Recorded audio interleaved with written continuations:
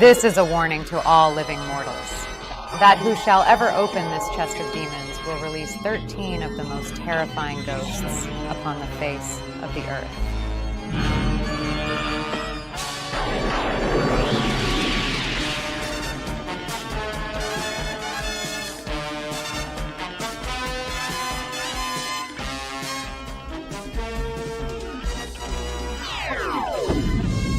Okay, cut it. This isn't going to work.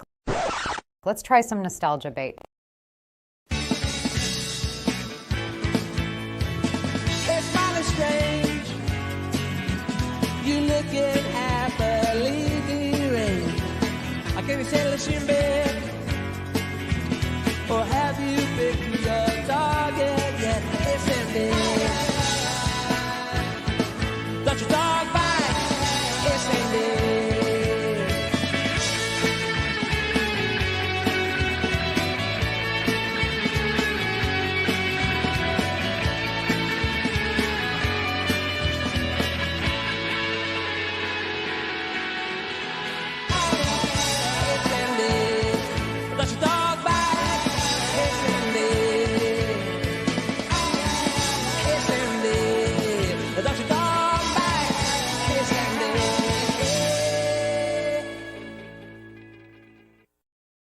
Okay, that was better. But let's try something a bit more cinematic. Hey, where my broken arrows at? They try to tell us we can't fly. Like we too broken or something. I mean, I'd rather let them know. Balls up. Hold up. My squad about to roll up. Hold up. My squad about to roll up. Broken arrows. Get them balls up. Get them balls up. Get them balls up. Get them balls up. Hold up. My squad about to roll up. Hold up. My squad about to roll up. All the way up. Get them balls all the way up. Get them balls all the way up. Get them balls all the way up. Get them balls all the way up. Broken arrows get bows up. Sometimes I pray with my nose up. Thinking about when the world crumbles and my whole squad just goes up. Ain't gotta worry, we straight like an arrow, yeah. Ain't gotta worry about faith, nope. I'm on that straight and the narrow, yeah. I just go straight like an arrow, yeah. Yeah, that's the shit I like. Let's start the Barroom podcast. Take it away, Jacob. What up, ladies and gentlemen? We are here. It's episode 139 of the Barroom. And you know what? Me and Cider are going to run this whole show here tonight. It's a two-man gang here. What is it? The two-man power trip? Wasn't that the name of like Steve Austin and Triple H's tag team that was very, very short-lived because Triple H tore his quad and it just went away for like 9 months? Wasn't that the whole thing? I'm pretty sure that's how it went. That sounds like a thing that happened on a Wikipedia page. Mm-hmm. Yep. I did not just Google that before we went on here to the show, but it's a very special episode here of the Barroom because basically here's what happened. I'll give you guys a quick rundown here. It's that I'm not sure if you guys know this, but this week has been a pretty slow news week, at least as far as entertainment goes. Like if you look at the world going on right now, like the Pope's about to die. It's like, Russia and Ukraine are talking about peace treaties. The Antichrist may literally be the new interim president of Syria. So there's a lot going on in the world. But as far as like our small little window of entertainment, not much is happening. I mean, so the only stories I was thinking about talking about here tonight was the Hunter Schafer story, which basically sums it up. Some dude is upset that President Trump put male on his driver's license, so he can't cosplay as a woman anymore. That's pretty much the entire story. You had that was a Natasha Lyonne chick who was fantasizing about 12-year-old girls getting raped and getting an abortion, and then she tried to double down and try to clarify her statement, which only made it worse. So that certainly did not help matters whatsoever. So that was also a How do you clarify that this week. And then I think at some point, well, she was trying to make it seem like, oh yeah, that sounded kind of bad when I talked about 12-year-olds not being able to get abortions, and everyone was like, why in the world would a 12-year-old need an abortion? It's like, what pregnant 12-year-olds are you hanging out with? 45-year-old actress lady. So it was one of those things that she tried to make it like cleaning up is not so great. How big of a problem is this for you? Like how Exactly. many are you like busloads of these? Well, it's Hollywood, so yeah. Yeah, she tried to like swing it around to be like, well, no, I was talking about like when a 12-year-old gets raped and then has to be forced to carry the baby. Again, what pregnant 12-year-olds are you hanging out with? Like they're not a thing that's common in nature, lady. So Yeah. yeah, No, there's a lot of that. Like one of the things that always like astonished me about that conversation, just to kind of cap that off, is that there are people who legitimately believe that there needs to be legal, like an actual written legal clause in there, because that happens so often, apparently, that a judge can't make the discrepancy on a case by case basis. That you need to have the law applicable to it, so that way it can be, I guess, uh, sped along. Like it just like don't get me wrong, there should be legal protections to make sure that nobody's at fault in the situation where like the child is going to be in trouble here.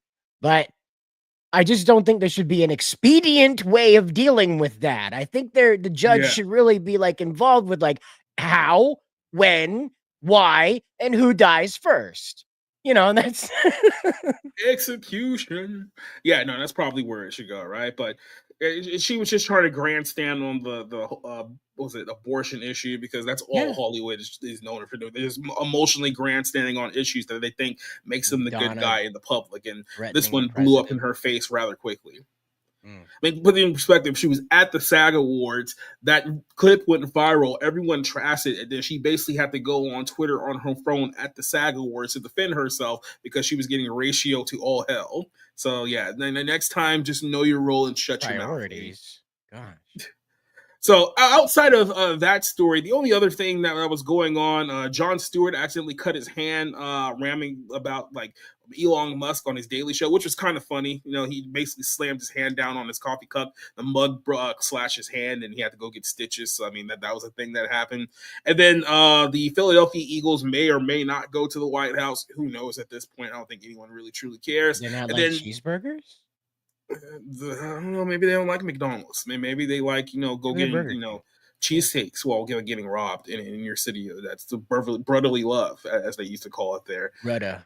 Yeah, Brotherly and love. then the other story is like Kathleen Kennedy may or may not step down, and it's like, look, we've been talking about this for like 8 years now. 10. Like 10 at least. if she's gonna step down, and it's like I'm not gonna sit here and be like, oh, is Kathleen Kennedy finally going down this time around? It's like we've been talking about this as far as I know since at least 2017. So at this point, it's like, look, just leave. Like, who The really people actually cares? the people that are heavily invested in this woman leaving Lucasfilm are still the people that believe that they're one Star Wars movie away from bringing the franchise back, baby. Yeah, no, you guys are living in a fairy tale. Maybe it's a good thing that I wasn't really a Star Wars fan. It's like I gave the Disney Star Wars movies a good try. I mean, the first one was just kind of like, wasn't really digging it. The second one was like Rogue One, which was decent. The second half was much better than the first half, I'll admit. And then we had like The Last Jedi, and I was just like, okay, I think we're done here. I think that's all we really need for this one. And then we wrapped it up. So that was all we were really going to talk about here tonight. And I was like, okay, do I really want to just drag on with like a half-ass show talking about stories that even I barely care about and waste 2 hours of your guys' time, or do something a little bit more entertaining and productive? And I was like, well, a couple of years ago, we did a retrospective on G4 Tech TV, which was the short-lived 8-month merger between Tech TV and G4, but I never really got into kind of the rise in both these networks in the fall. Now, I'm not talking about the recent G4 that Frost completely torpedoed, and let's be honest, Adam Sessler didn't exactly do that whole thing any favors either. We're going all the way back. We're going back to the time called the early 2000s. So I like to call it the last time I was happy as a youth in my life. So that's what we're going to talk about here tonight. And I'm joining my good buddy Cider here, who Cider is really just the greatest guest to have when you're just introducing topics that he has no comprehension of whatsoever, because then you get to react to it in real time. It's almost like you're reliving this time period in 2025. Yeah. But before we get started there, let's go ahead and introduce all of our people in the chat today. We do have people on Rumble, we have people on Twitter, and we have people on YouTube here. Spencer's joining us here pretty early, saying going woo. So Spencer could have just joined the show here tonight, but he doesn't do that anymore. So I'm going to edit that intro with all the people who aren't on the show anymore, like Spencer. Just Oh no, not the Winter Spencer. Not the Winter Spitzer. His did come out pretty well, so I don't know. I might keep it just for that alone. Neozoic is here, and he has a couple of questions for us. He says that, fun question: favorite romance movie or movie couple? I don't know. I feel like every hack always brings up like Natural Born Killers because they want to seem cool and edgy, but it's like you're not the only person who's seen that movie. So I mean, I don't know what to tell you here. Movie couple, I mean, I'm not a woman, so it's hard for me to be like, oh yeah, I really love so and so from like the Letterbox, whatever that movie is called. It's like that's not really my thing, so I don't know. That maybe take me a minute. What would you pick here for this question between romance or movie or couple? Well, Blake Lively's not exactly big on anybody's list right now, other than who's going to go to jail for defamation, but because they put people in jail for that. But Well, they put people in jail, not celebrities. right, that's true. But so my favorite romance movie is The Age of Adeline. I just really enjoy the story. I think it's just really simple enough that you end up with an immortal woman who falls in love and that ends up curing her immortality. And I just kind of like the simplicity of that story, and Harrison Ford is a confused old man in it. So that's kind of fun. And for movie couples, I gotta be honest with you, from the first Flintstone movie, Fred and Wilma. If you could grow up to have the relationship that Fred and Wilma have, like, come on, man, like that's pretty good if you could end up with a wife like that, you know? So I'll say this: I can't go for like my favorite romance movie. I can tell you what the worst romance movie is, and that's a little film called Cloverfield. Have you ever heard of Cloverfield before? That's one of those like secret trilogy ones. You didn't know it was a romance movie, you know? Yeah. So the whole I'm talking about the OG Cloverfield movie from 2008. It's like it's one of those movies that I love to hate watch all the time because it's so stupid. Like so here's the setup. In case you guys haven't seen it, it's been a while. There is a party going on in New York City, and so it's a bunch of New York liberal snobs. Some guy's getting a job in Japan, and he's going away for a while, and then his ex-girlfriend shows up with her new man to his goodbye party, even though they haven't spoken to each other in several months since the last time they slept with one another. So it's like, I'm going away forever, basically. You bring some other guy to my goodbye party. Yeah, I'll be a little pissed off about that. So they have a fight. She storms off, and about 15 minutes later, a giant monster attacks New York City. So it's a giant sea monster that may have come from space. Nobody really knows, but he starts attacking the city, and it just so happens that the dude's ex-girlfriend, who was definitely his ex-girlfriend at the beginning of the night, is trapped in the building in Central Park. And if he doesn't go to Central Park and essentially save his ex-girlfriend from her certain fate, then she'll die. So he decides to basically run to Central Park like he is the Avengers with his three best friends, and ended up getting half of them killed. And then when the rescue mission at the very end fails, they all die as a result because they all get bombed by the military, right? Here's my problem with the entire film. If they had just left and taken the bridge to New Jersey at the 40-minute mark in the movie would have been over. They all would have been fine. There was literally no logical reason whatsoever for any of them to risk their lives to save the dude's ex-girlfriend, who wasn't even his girlfriend at the beginning. Like, I don't understand if it's like your kid, your child stuck in the building. It's like, okay, go do what you got to do. Maybe if it's your wife. I mean, if that's the all you really got, I can see that. Like, that was your ex-girlfriend at the beginning of the night. Like, why don't you be like, hey, why don't you tell your actual boyfriend to go save you? Why would I have to be the one to hurl in there? Like, I'm not Captain America. I don't have a shield and a fancy suit. I can't help. So just run that back in your mind, right? So like, Mhm. you're at a go away party, you're about to leave whatever, and a giant monster attacks the city. And your first thought is, I need to go get my ex, not holy shit, there's a giant monster attacking New York. I need to get the fuck away from this because I can't even comprehend what the hell I'm looking at. No, I Not to need to find my mention, ex-girlfriend. Like, not I don't to know, man. I don't mention, think of like, I need some ass right now. Godzilla's tearing apart Central Park. I need some ass. Exactly. Like, that's not where my brain goes. It's even worse than that because 20 minutes before he makes a decision, I'm going to go Rambo and save my ex-girlfriend in Central Park. They literally got attacked on a bridge where the monster took out the entire Brooklyn Bridge. Like, just swiped it and he cut it in half. And then he decided, you know what? I'm going to go in there and save her. She needs my help. why? Why would you do something so stupid? But And like I said, how do you even know that she's even there? Like she wasn't at the party or anything like that, you know? she literally could have been dead by the time they got there. She could have been in Florida. Just Mhm. like, oh man, I'm thinking about that asshole. I hope he's not risking his life to save me in New York, thinking I'm there right now. Oh well. Yeah.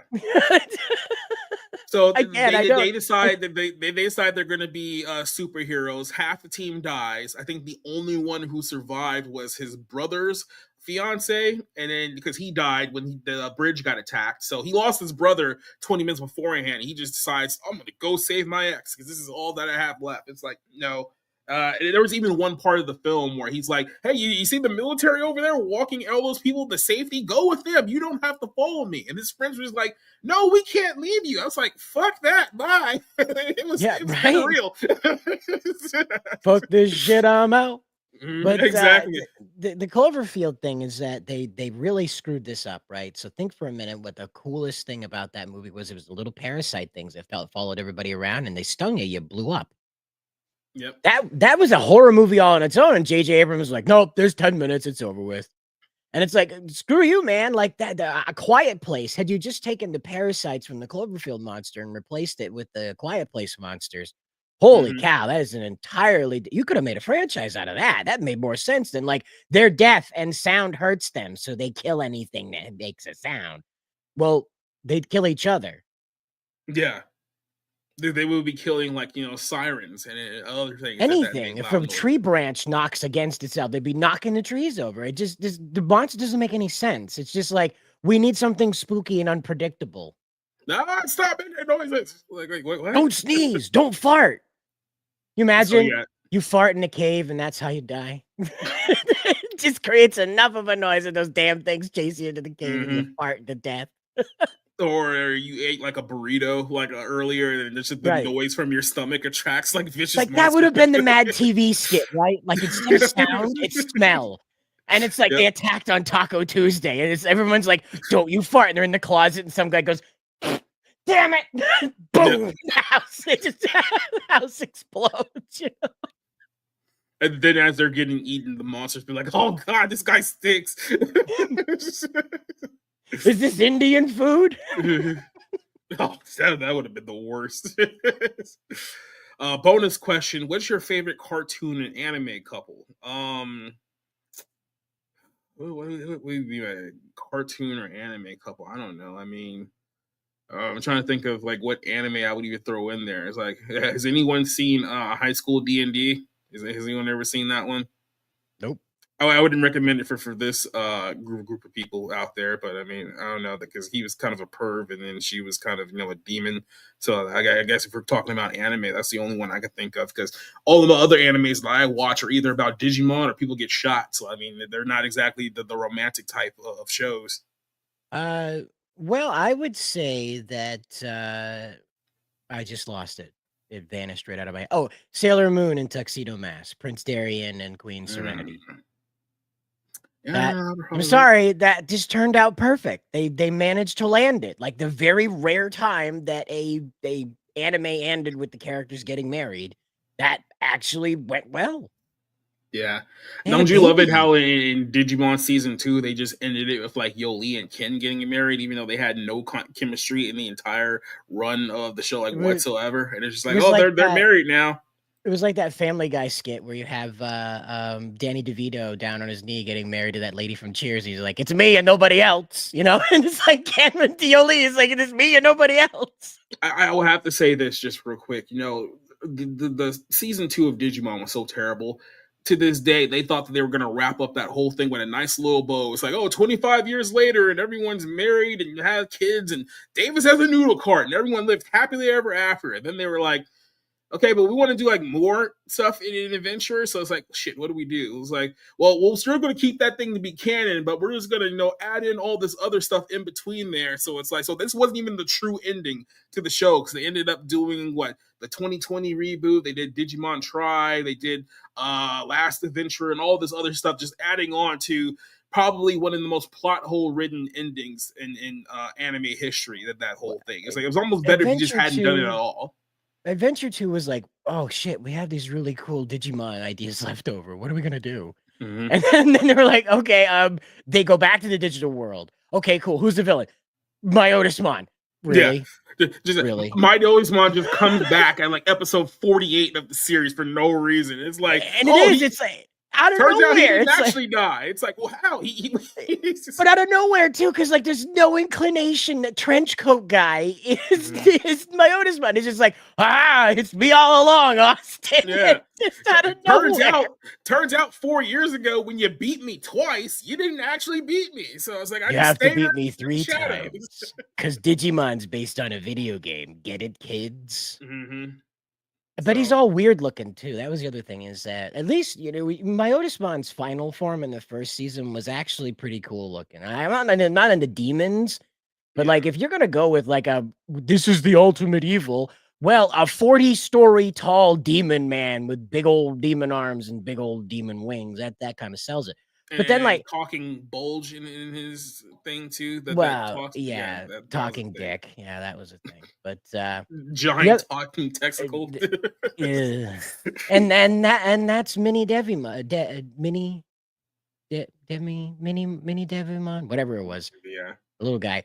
But the second season, Myotismon was just horrendous looking. I'd have no idea what they were going for with that character. There's no attachment to the original character. There were so many plot holes in like season 2. It's like honestly, if you wanted to do another season of Digimon Adventurers, you could make the plot holes of the first 2 seasons a legitimate storyline because everything that they told you turned out to be a complete other fabrication. It was like, oh yeah, that one day a Greymon and a Parrotmon just fought each other, and then any kid who saw that fight became a Digidestined, and then you find out later on, it's like, well, actually, there was this other kid who somehow conjured a Digimon in his own room. He was technically the first Digidestined. And then there's other Digidestined all around the world who couldn't have possibly have seen this fight when it's taking place. So I mean, clearly that was a lie as well. And Now, yeah, I do have a question because I didn't bother with try. I just Mhm. can't. I just can't be bothered. So, Mikumon, right? It's a little cat monster that Yeah, the turns little into the cat. villain. Yeah, Mhm. cat Digimon. Yeah, Mikumon. That one was imagination, like Gilmon, right? I don't recall. I don't think so. I think that I think it was more kind of like a Willis situation where it was Oh, like it she was a was on her own Digimon that adventure. Okay. kind of like got corrupted and neglected and then became evil. Then it's like I'm just gonna be completely Don't honest fuck with your you. Digimon, kids. Yeah, please don't. Especially if yours is Anjuamon. Please don't do that. That'll be bad. But Well, no, that's a good anime couple. Angelmon and Angemon. They actually do Seraphimon and Anfanimon. They yeah. actually do pair up pretty often. Actually, they're the Angel Police or something like Then you that. have to explain the kids like how a cat turned into a woman with giant boobs and wings. Like And it that makes cat is also a champion Digimon. You want to yeah. start a fight, call Gatomon a rookie, and you want to talk. It's like Superman and Hulk. You're gonna get weebs just coming out of the woodwork to call you a piece of shit. Yeah, there was the one episode in Tamer when they introduced like Marine Angemon, who's just like this little fairy thing, and it's like, oh, it's a mega. So don't look at it like it's a rookie because it's actually a mega level. It's like okay, that's a weird. Yeah, there was a while there where they were just kind of like Team Sonic's cocaine guy stopped by the Digimon offices, and they were just anything that they could draw was a Digimon for a while there. Yeah, Just anything and everything. yeah. I mean, it was a time that happened, and then we're gonna go back to that time in spirit here in just a second. Who else do we have here? Vanya is joining us here, saying hello, folks. Sakura Mita saying G4 didn't expect that. Yeah, nor did anyone else. Mita says, quick question: what tea do you drink? I don't probably drink tea like when I'm sick or if I'm trying to like clear up the phlegm in my throat. I'll put some hot tea on, but for me, I prefer to go with the herbal tea. Oh, that's a I half and half. Yeah, this is just quick stuff. I usually just brew this stuff. Just local raspberry flavored tea because we grow that up here. Yeah, I just go with the herbal tea. Everyone says, "Oh, you should get green tea. Green tea is good for you." I just feel like that's something that people say that they have no actual Well, evidence to support. you gotta have a taste for green tea. It's not like the dark tea. It's not like the South tea, anything like that. Your iced tea where you start out hot, then you get it cold. You add the sugar while it's hot, then you let it get cold. That that's different than the green tea. And if you're not used to it, the green tea will give you, well, okay, up here in the north, the green tea will give you a horrible mess of the shits when you first start drinking it. I don't know what'll happen to you folks down in the south. You just may have a different diet, but for whatever it is, And it's human people in the Drano South eat up like here. crawfish and gators. Like they probably got stronger immune systems than anyone else. Yeah, but the green tea hits northern folk, and it's just shit rockets. Just know. Leslie Tarkin is joining us here today saying hey to people. She says that, if you're going to talk about G4s, I mean Chris Warby. Yes. No, he's not going to be a guest tonight, and probably for the best, because I am going to crap on an era of G4 that he's actually a part of. So probably best that he doesn't know that, at least finds out till much later. Keith is joining us here on the Rumble side of things. James Hurley says that in the 2000s they gave us great cable networks like G4 and the WB. We're going to talk about all those cable networks here in just a second. Double Fetch joining us here. Leslie Tarkin said that Bucky should have been Captain America. Yeah, but he's white, so he can't be Captain America.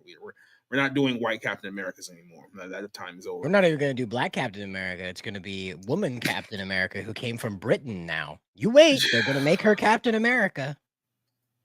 Captain Carter's going to be Captain America. Captain I promise Carter. you. We're going to make that a thing. More 50-year-old superheroes, because apparently Hollywood just loves 50-year-old women being butt kickers. Goes, why not? They're the only ones that get Google results. Unless you're Sydney Sweeney, and that's not the right Google results. I promise. I mean, if you're gonna do female butt kicker woman, could she at least be like 21? Like, does she have to be like geriatric age? Jacob, who the hell can do anything in Hollywood anymore? They're all just Instagram weirdos that just go weird into the camera. That's all they do. I mean, what wasn't that some like Asian chick who was in like the last season of Cobra Kai? Like, I'm pretty sure she's available for something, and she actually knows martial arts, so it wouldn't be that much of a stretch. Cider, do you even know what Cobra Kai is? Yeah, I just didn't catch the last. I only saw the first episode. And I was spoiler alert: a bunch of people die in the end. Okay, cool. Why not? It's a children's karate. It's a story about a children's karate school, so why not have a bunch of people die at the end? Well, why not just turn it into blood sport? Well, why not? What else we got here? Eternal Cody says Cider keeps popping up on my reels with his Assassin's Creed shadow clips, so you're going viral there. I go over to that Facebook page and it's wild. Zuckerberg turn the like screw you lever off, and like almost immediately we've got like 30,000-40,000 views on these reels where I'm just kind of off the cuff talking about what the video I just made. And I got death threats. I got people like, they call me junkie. They call me all kinds of crazy things. But like, man, like, and that's the comments. Like, I'm just talking about Assassin's Creed. Yeah, and people are like, you junkie looking motherfucker. I'm like, I'm just son of a bitch. Yeah, right. And I'm just, look at this white son of a bitch talking about the fucking black character. And meanwhile, I'm on screen just talking about like how the gameplay is. Nothing to do with Yasuke isn't even on screen. And then just because it's Assassin's Creed, there's a white guy. I'm clearly being racist. The text is on screen. You can't even mute me, you motherfucker. Internet's stupid. I love it. It really is. Like Facebook, I didn't expect Facebook to be like worse than X, but apparently all the worst people on X went over there. Yeah, like I said, I got off of Facebook somewhere around 2017 because even the people on Facebook I actually knew I didn't want to talk to at that point in time in my life. So it's like, there's no need for me to keep this app. Double Fett here saying Lucasfilm made a business. Like I said, it's the same thing we've been talking about for 10 years. It's like, just leave already. Like, that's all I care about. James Hurley said that I finally blocked JDA today. Couldn't take more of his BS. I'm surprised it took you this long. I'm surprised you held out for as long as you did. Your timeline will be immediately better. It's like, is that sunlight that I see here? Like, oh god.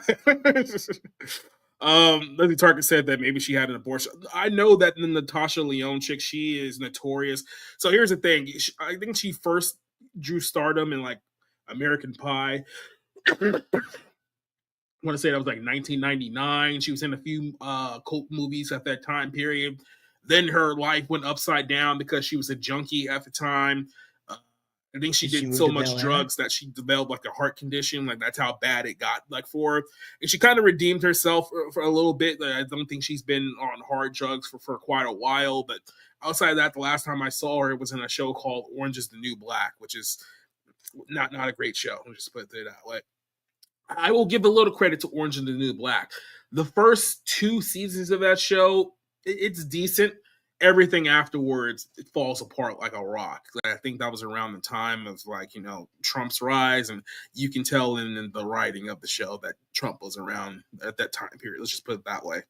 I want to say that everybody involved in that show, like their career ended. I don't remember anybody going on after that show. No, there's no one. After that show went off the cliff, there isn't a single person who has been in anything notable since that thing went off. And like I said, they weren't really that good to begin with. So who knows? Well, that 70s chick there, the woman that played Donna. The Laura Papone or whatever her name is. Yeah, that one hit the wall like a crash test dummy. Like, my goodness. Like, when she showed up in that show, I was like, that's Donna? Yep. What? You don't like golf Donna? You weren't really a big fan? I don't like 50-year-old at 30 Donna. Like, my goodness, that lady, just the wall came for her. It found her in the night. It's weird. Like, is she even 50 now? Like, I don't even know. Like, they're all ancient at this point. Like, last time I know they're all like in their at least mid 40s, but I don't know exactly how old she is. She's only 44. Like, Jesus. Yeah, right. So that would have been like mid 30s back in that day doing Orange is the New Black. So she looked like she was 50. Like, they hit, like, if they made her older, they did a good job. If they didn't, then yikes. It's like watching Mila Kunis in movies today. It's like, they're trying to transition her into like the mother role because obviously she's way older now. But yeah, it's just weird. Yeah, Mila cute ass didn't make it that far. Outside of Ashton Kutcher. Yeah, that was the peak for her, was pretending to be Ashton Kutcher's girlfriend. James wants to know, have you ever seen Angel or Supernatural? I've seen both of them. Supernatural, like Angel, ran its course way before it ended. Angel was one of those ones that I don't think they knew how to end it. They had a bunch of really great ideas, and then it was one of those ones, like one of the songs in the 70s where the guys are still playing the guitar, the guy's still singing, the guy in the booth is faded it out, like, we're coming up on 8 minutes now, guys. It's done. It's done. And that's what happened with Angels. They just one day they were like, well, we got to cut this off because we're running out. Whereas with Supernatural, it just seemed like Eric Kripke was sort of like jerking himself off for the last 4 seasons of that show. Around the time Kane showed up, it just went off. It just was like, wham! My life is awful. Gotta be Kane. That's gotta be Kane. But it was just so dry, and it was just like Dean had like the worst life ever, and I don't care. These were 2 brothers that beat the hell out of monsters. And that was it. And it worked. And then they were all like, interpersonal drama. Ooh. Yeah. Well, shout out to TW, Black Pill, Timon is also here as well. James Hardy, Terminator Joe, all you guys for listening here. So let's go ahead and I think Donna has a YouTube. I don't even want to look. We'll talk about that off the air. It's just, who knows? That might be scar some of these people here on the show right now. But let's go all the way back because I want to start this one off here to talk about our topic for the night, which is the rise and fall of both Tech TV and G4, which obviously Tech TV didn't have as much as a content-related fall as G4 did because they kind of got bought out pretty quickly here. So let's rewind just a little bit. There was a time period in the early 2000s where I believe it was 2002 where cable started to switch from an analog platform to a digital platform. So are you old enough to remember the days? Maybe you didn't because you didn't have cable back then. But you're old enough to remember the days of like the scrambled pay-per-view channels that people used to like watch, where it's like you couldn't really see anything, but you can like hear it. So it's like you gave you just enough of a picture where you can like watch pay-per-view related stuff and not see it because you paid money. I heard tale of it, but I never experienced it because it was essentially like flipping a switch. It was like basically just the pay switch and the you're broke switch. So if you got the you broke switch, you got the scramble channels, right? That's how a lot of us watched WWF pay-per-views back in the day when we couldn't have the money to, actually pay $40 a pop every single month to watch television because we were 10 and our parents were poor. So I'm not throwing anyone particularly under the bus. It's just the way that things went.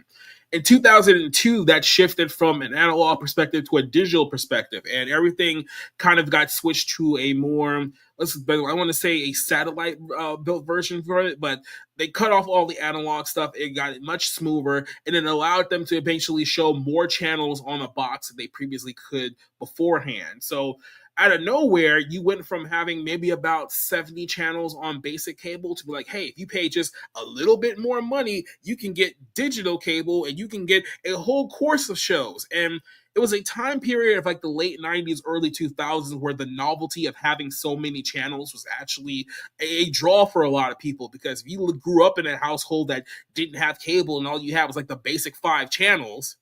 Well, hold on. This was in the same era where they were like, you can have 1,000 hours of music on your iPod. Yes. All right. So this is a time when 1,000 channels is like, whoa, what are we gonna watch? There's 1,000, most of them are music. There's 1,000. That was back in the time of like Napster, when it was like, hey, I have my MP3 player. And everyone was like, what's an MP3? Right. Well, let me show you. This Tic Tac container sized object has 1,000 songs on it. Like, I remember the first time I saw someone with an MP3 player. It was at an event. It had to be somewhere in like the year 2000. And back then, with MP3 players, you might as well have been holding like a space ray gun, like in your hand at that point, because the way it wasn't as widely available to people at that time. We're still talking about the days of like dial-up internet. So it's like, I gotta get you guys in the mindset of the time frame that we're talking about. We were not that technologically advanced at that time period. My first girlfriend had an iPod, one of the first iPods with the scrolly wheelie doodads. Now, I didn't like that. I had just one of those cheapo doodad MP3 players because I was a utilitarian kid. I was just like, it does the job. I don't need it to look flashy. I'm not here to send a status. I'm here to listen to music.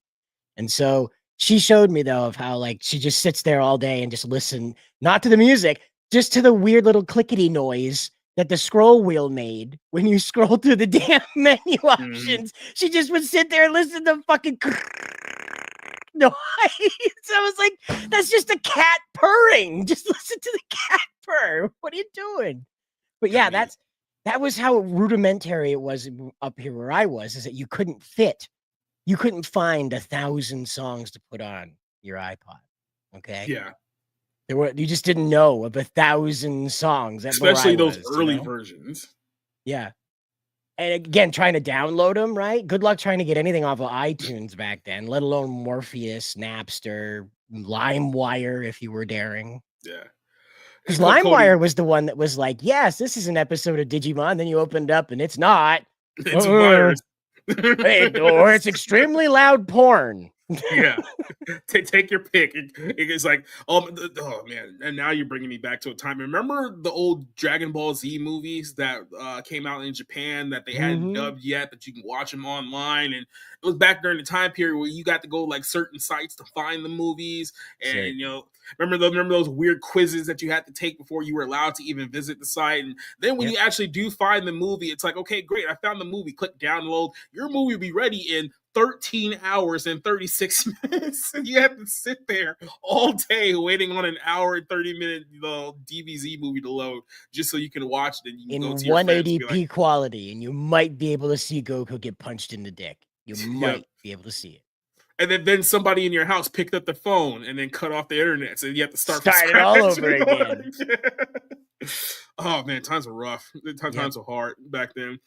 But so this time in with I bet dial-up's so fast right now, Jacob. You could probably download it in 8 hours now. Yeah, right. And with half the viruses that he did before. Half. You're right.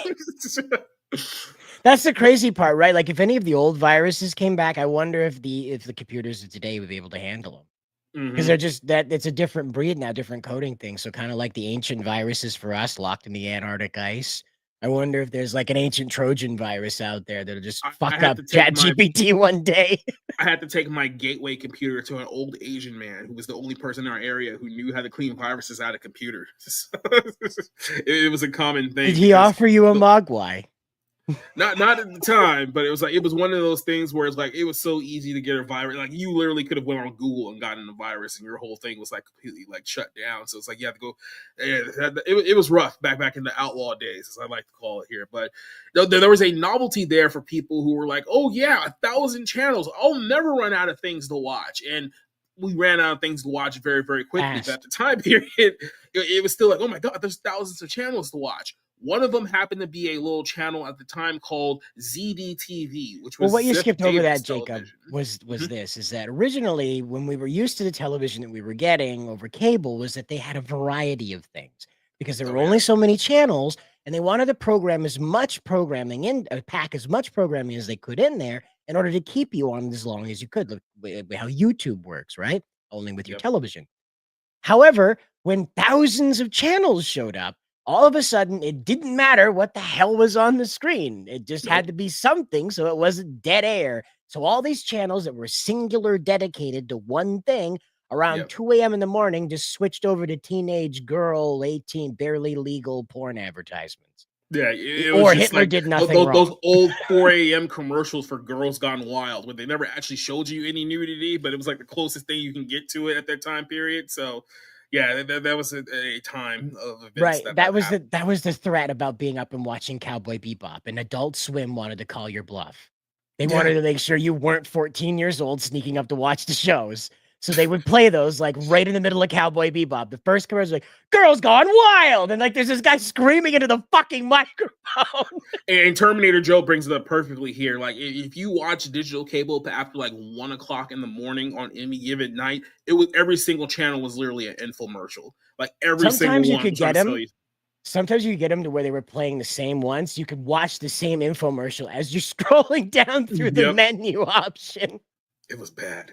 Yep. Uh, And it was always the same one too. It was the one with the lady opening the cupboard, and then the tsunami of Tupperware is coming at her. Like the unreasonable amount of Tupperware has been stored or overhead. that, or like QVC. Remember they were a thing. Oh I right, think yeah. people still. I think there's got to be someone's grandma or mother who still watches that out of habit. Who knows? But so there was this place called ZDTV, stands for Ziff Davis Television, and the outlet had previously been sold for a time period of $1.4 billion. So I do want to keep the monetary part of this relevant as well, because you're going to find out that a lot of these companies wasted a lot of money on stuff that was absolutely useless, just completely useless. So in the context of today, it was sold for the equivalent of $3 billion. This network called CTTV. We wasted a lot of money back then, but this was the early network that would later be known as Tech TV. So when we talk about, the shows of G4 that everyone remembers, there's only two that anyone really truly remembers. It's Attack of the Show and it's X-Play, right? A lot of people don't remember what X-Play used to look like back in the day. How did X-Play actually start? Believe it or not, it wasn't even Adam Sessler and Morgan Webb who started X-Play. That happened much later here. The first iteration of X-Play was actually a show called Extended Play that was on ZDTV. And the first, I guess you can say, host of this show actually was Adam Sessler. Adam Sessler was one of the first OG hosts from that network. If you look at from ZDTV to essentially the G4 reboot, he is the longest reigning tenured person in the history of that entire network. So he's been around for a while. I know people don't have the best view of him now based on a lot of things that he has said on social media over the course of the last 10 years, but a lot of people used to like him back there. He used to be funny and entertaining before he turned into a miserable old curmudgeon. And who knows if he's gotten any better or worse over the last few years. But he used to host a show with a young lady called Kate Bertello, who was a big part of the early stages of Tech TV at this time period as well. So they used to hold a show on TDTV on the GameSpot channel called Extended Play. This is essentially the prototype show of X-Play. I want to play just a couple of minutes of this here because it's actually pretty amazing to think about. This is basically where everything started here, and I want to say this was 1998. This video here was around 1999, so I know it was like 1999, but this is going back 26 years. So here's your prototype of Morgan Webb and Adam Sessler with Madden Sessler and Kate Bertello.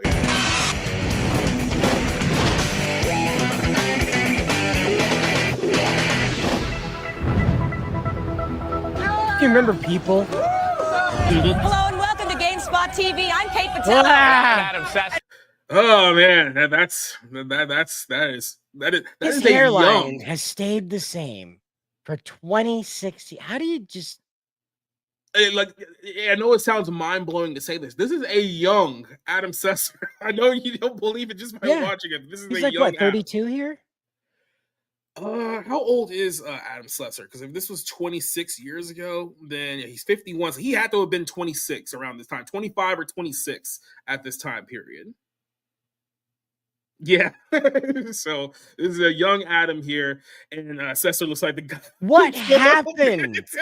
My God, man! What did he go to a war? Was he in the Gulf War? What happened to him? I think to myself, this is happy Adam Sessler. Like this is at least he looks like discount lead singer from Power Man 5000. That's what he looks like. No, that's exactly what he looks like the dude from Power Man 5000. 1000. Just the discount version, like the dollar store version of him. Yeah. Get up, drop the bomb. This is what it's like when pixels collide. Mm-hmm. But no, so extended play, before they went into the funny video game review era that we knew them later on as, they were pretty much just, hey, let's just be a video game related network here. And what you're going to start seeing here is that this is kind of the origin of what we like to call nerd TV, because at this time period, there wasn't really a lot of stuff for nerds, and it was probably for the best because now nerd culture is everywhere and it sucks. But back then, when there was actual shame for being a nerd, it was like, okay, how can we come up with a programming format that hits specifically the quote-unquote consumer who will buy a bunch of stuff, who are fans of a bunch of stuff. This is who they were trying to aim at the early 2000s, and this is a little bit of extended play, the first special. And we're outside the Sony store at Metreon on this, the very eve of the PlayStation 2 launch. Yes, we're hours away where a few hundred lucky people are hoping to receive a PlayStation 2 on the day of its launch. Yeah, good luck.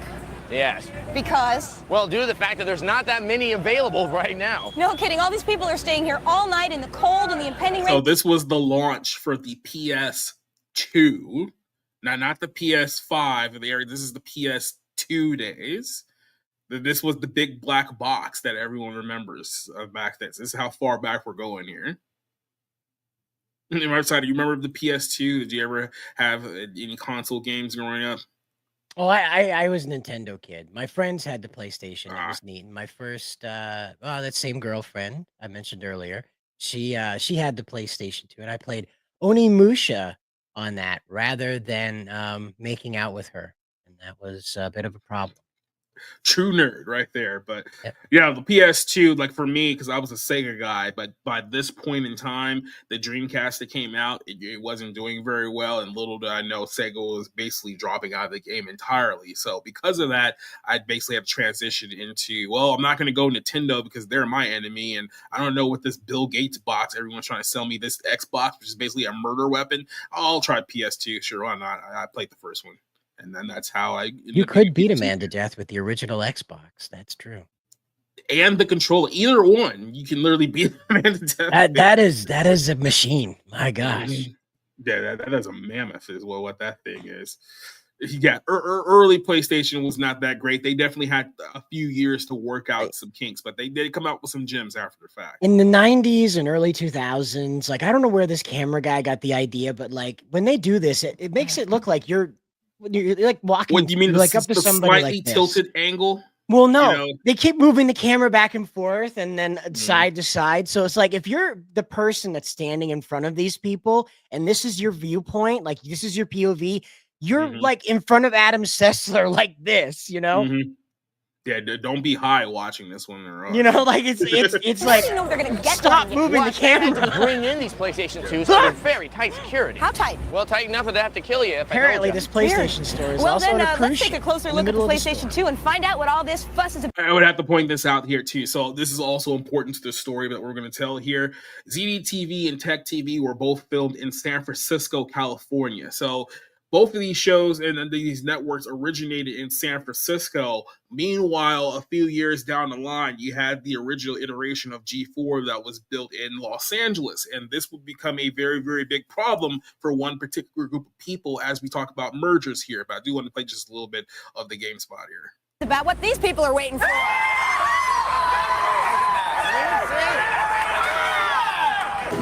The demand is high. The hype is huge. The time has arrived. Smell is horrendous. The PlayStation 2 has finally landed on U.S. To soil. be fair, I think most gamers in 2000 actually bathed. I don't know when we stopped bathing, but it looks like some of those people took a shower once or twice in their life. Remember the days before people started treating Axe body spray as if it was deodorant? It's like spray bath. Yeah, like hooker showers and stuff like that. Hooker showers, that's the one. Only those lucky enough to actually get their hands on one will be able to see if the hardware measures up to the hype. The battle of the Mutton next generation consoles Hold has it, officially sir. begun. There's been tons of speculation about the PlayStation 2 in the past months, even years. We do know this. It's a 128-bit, 300 megahertz game console that also plays CDs and DVDs. And for now, it's the fastest gaming machine on the market. Because of the technology that we've been able to pack into the PlayStation 2, it's going to offer a very compelling gameplay, more depth and character, if you will, more thick story plots because of the memory size that we have. Really, Wasn't this guy a emotional character on Star experience. Trek? When you open your PS2 box, you'll find the sleek black console, of course, as well as one controller, the DualShock 2. Besides the Leave the cables cord and in the box, though. It styrofoam, works that's better about that it. way. If you want to invest in some peripherals, you can buy a multi-tap. I gotta give PlayStation just a little bit of credit here, just for the resources. They really did change the game with gaming with the PS2, because you look at what everyone else was doing at that time period. I mean, we were barely coming off of that 3D era with like the 64, the original PlayStation 1. So even though some of the graphics look a little dated, given our perspective now, at that time period, it was like, oh my god, I've never seen anything like this before. Yeah, a racing game that didn't clip. That was pretty astonishing. Gran Turismo landed, and then they did 3 others. But the thing is, when everybody talks about PlayStation, they always bring up the PS2. You rarely PS3's got games that people like, but when you ask them what a console that they really liked, it's PlayStation 2 that everybody points to. Yeah, I mean, PlayStation 3 had some solid games there too, and it definitely helped when they were really going to battle with Xbox, because the Xbox PlayStation war hadn't really started yet. Like, Xbox was just trying to find their footing, but when they got to like the PS3 and like 360, that's when they really started going head to head with one another. And by that point, Nintendo had kind of faded away a little bit. Sega was out entirely, so they were the only 2 big dogs in town. So 2 is the biggest consumer electronics launch in history. Sony hopes to ship 3 million units by March of 2001. So far, they've fallen short of their projected production, however. Sony originally promised that 1 million consoles would be shipped at launch. As it turns out, only half as many are coming ashore. The delay that we've experienced in the PlayStation 2 production was just a combination of component shortages that we unfortunately did not expect. I wonder if they just did that on purpose, just to get more people to buy it. It's like, there's only 500,000 available, people. Have been hard at work creating games for the new consoles. I mean, that's been like a really Certainly solid. With the PlayStation 2, we've been FOMO, able to again pack a lot of technology into it, and also therefore I swear this guy was in a Star Trek series. Software development team. Didn't he play Chakotay? If you will. Was he in the the next generation Hangover? for us as developers is extremely exciting. That it's a clean sheet of paper. There's nothing. Is that the leader of North Korea? It's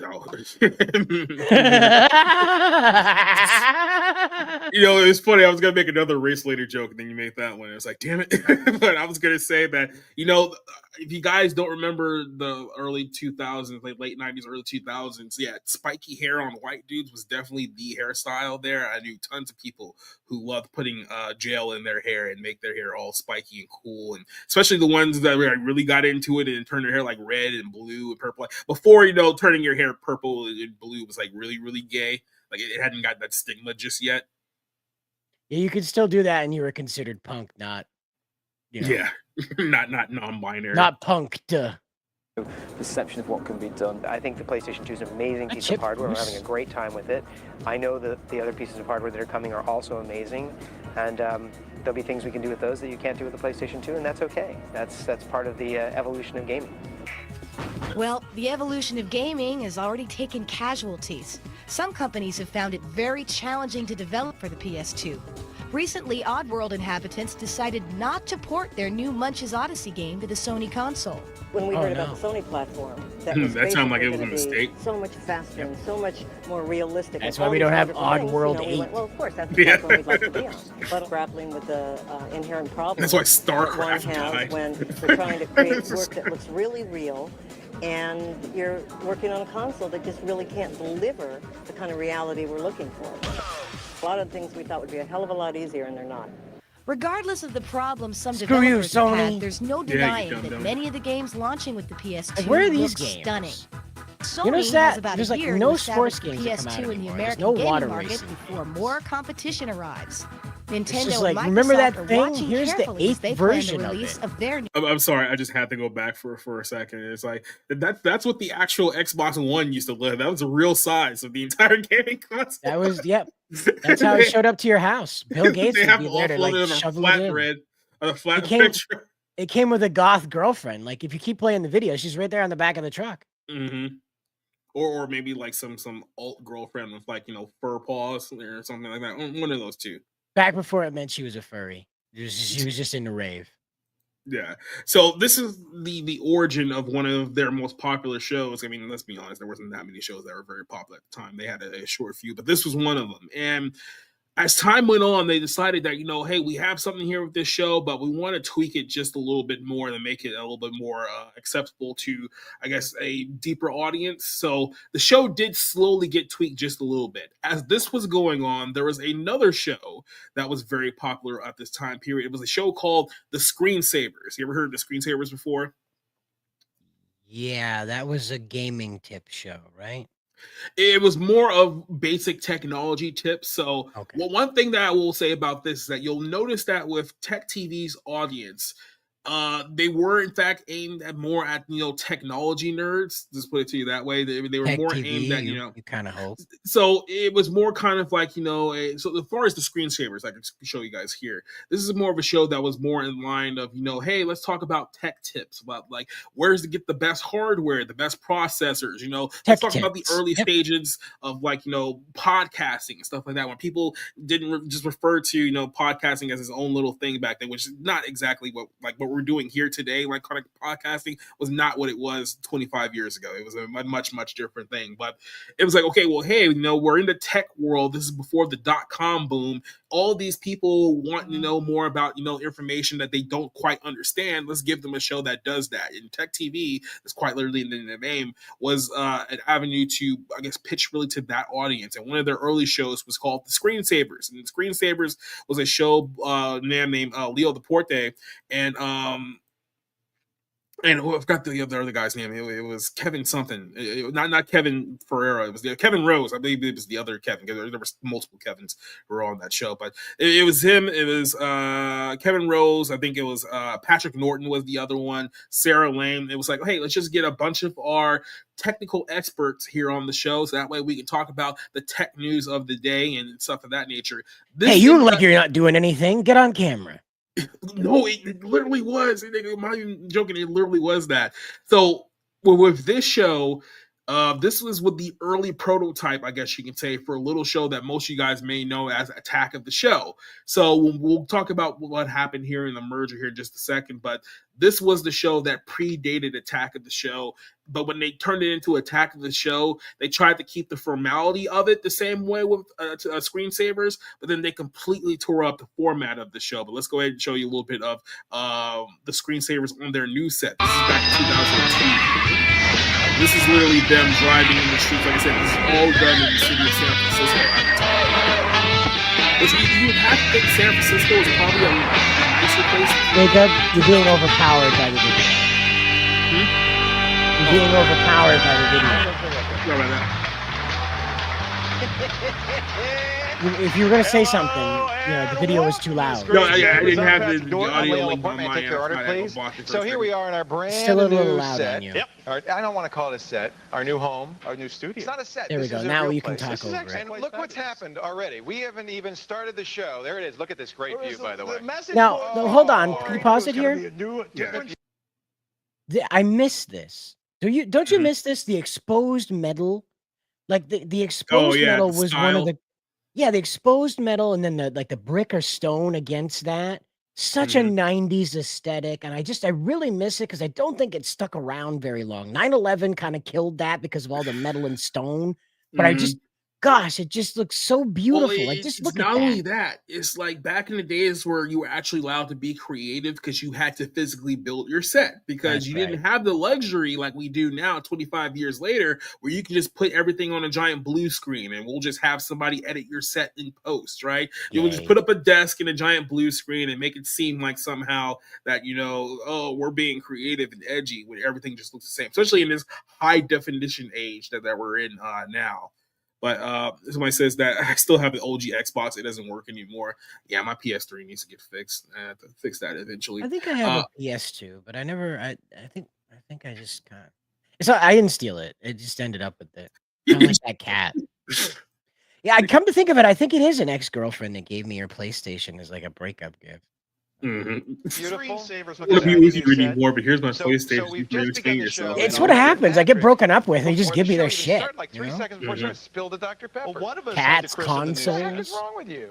All right, well, now we'll know. It's not going to be that nice, tidy, clean set that the people at Tech TV had hoped they were going to get.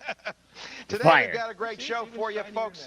Of course, because it's our inaugural show, we're going to start with some great guests. Dick Gordon, astronaut Dick Gordon, will be here, Apollo 12 astronaut. He started with the NASA in 1963. He's got some great stuff to talk about. Also, Tom Hanks, speaking of space, and Ron Howard. They're taking their here to talk about Tom's the movie, Betamax Apollo player. 13. I say, what a Rolodex of guests. Like, first of all, we have a guy from Apollo 12 who was here. By the way, Tom Hanks will also be joining us here in the show. Like, wait, what? This is basically like an early stage like variety show that was circled around technology, a lot of early computer stuff. People calling in, it's like, hey, how do I fix my laptop screen? And you got to remember, laptops were not the way that laptops are now. They were basically murder weapons back in that time. Well, and you had to. If this is 2002, you didn't even have a mouse pad. You had the little dot that you had to use to run your mouse around. You didn't have the trackpad. Oh, not at all. Too, that you're actually right about that. So as the show progressed here, it started getting more popular. This was essentially the most popular show at this time period. And you also had people who got famous off of the show. We'll show you guys a couple examples of people who got popular from the show. This is Martin Sargent, who did a whole little bit here on the screensavers. And he was so well received on this show, he ended up getting his own show, which we'll talk about here in a second. But here's a little bit from Martin Sargent. Canceled. Like a lot of things did, but it wasn't his fault. It was Comcast's fault. We'll explain. This show on and off for the past couple years, and I think I've given out a lot of good help to the viewers with their computers, but sometimes, rather than just admitting that I don't know the answer, hear me out, I've given some really bad advice, kind of lied. So bad, in fact, that I've been informed that I'll never be allowed to host the show again. The truth comes out. I know this will infuriate some of you, but it's for the best, believe me. Let me prove it with the top 4 reasons I'm not allowed to host the screensavers anymore. First piece of evidence, consider this call I fielded on November 5th, 2000. And let's go to Jim in Syracuse, New York. What can I help you with tonight, sir? Well, I'm a long-time watcher, first-time caller. I have an older laptop computer, and it works fine, but the keyboard is starting to fall off. Is there any way to fix that? Yeah, this actually happened to me. All you got to do is just take your hot glue gun and just make sure you get it all in. Was transmitting that image in real time in the year 2000. No.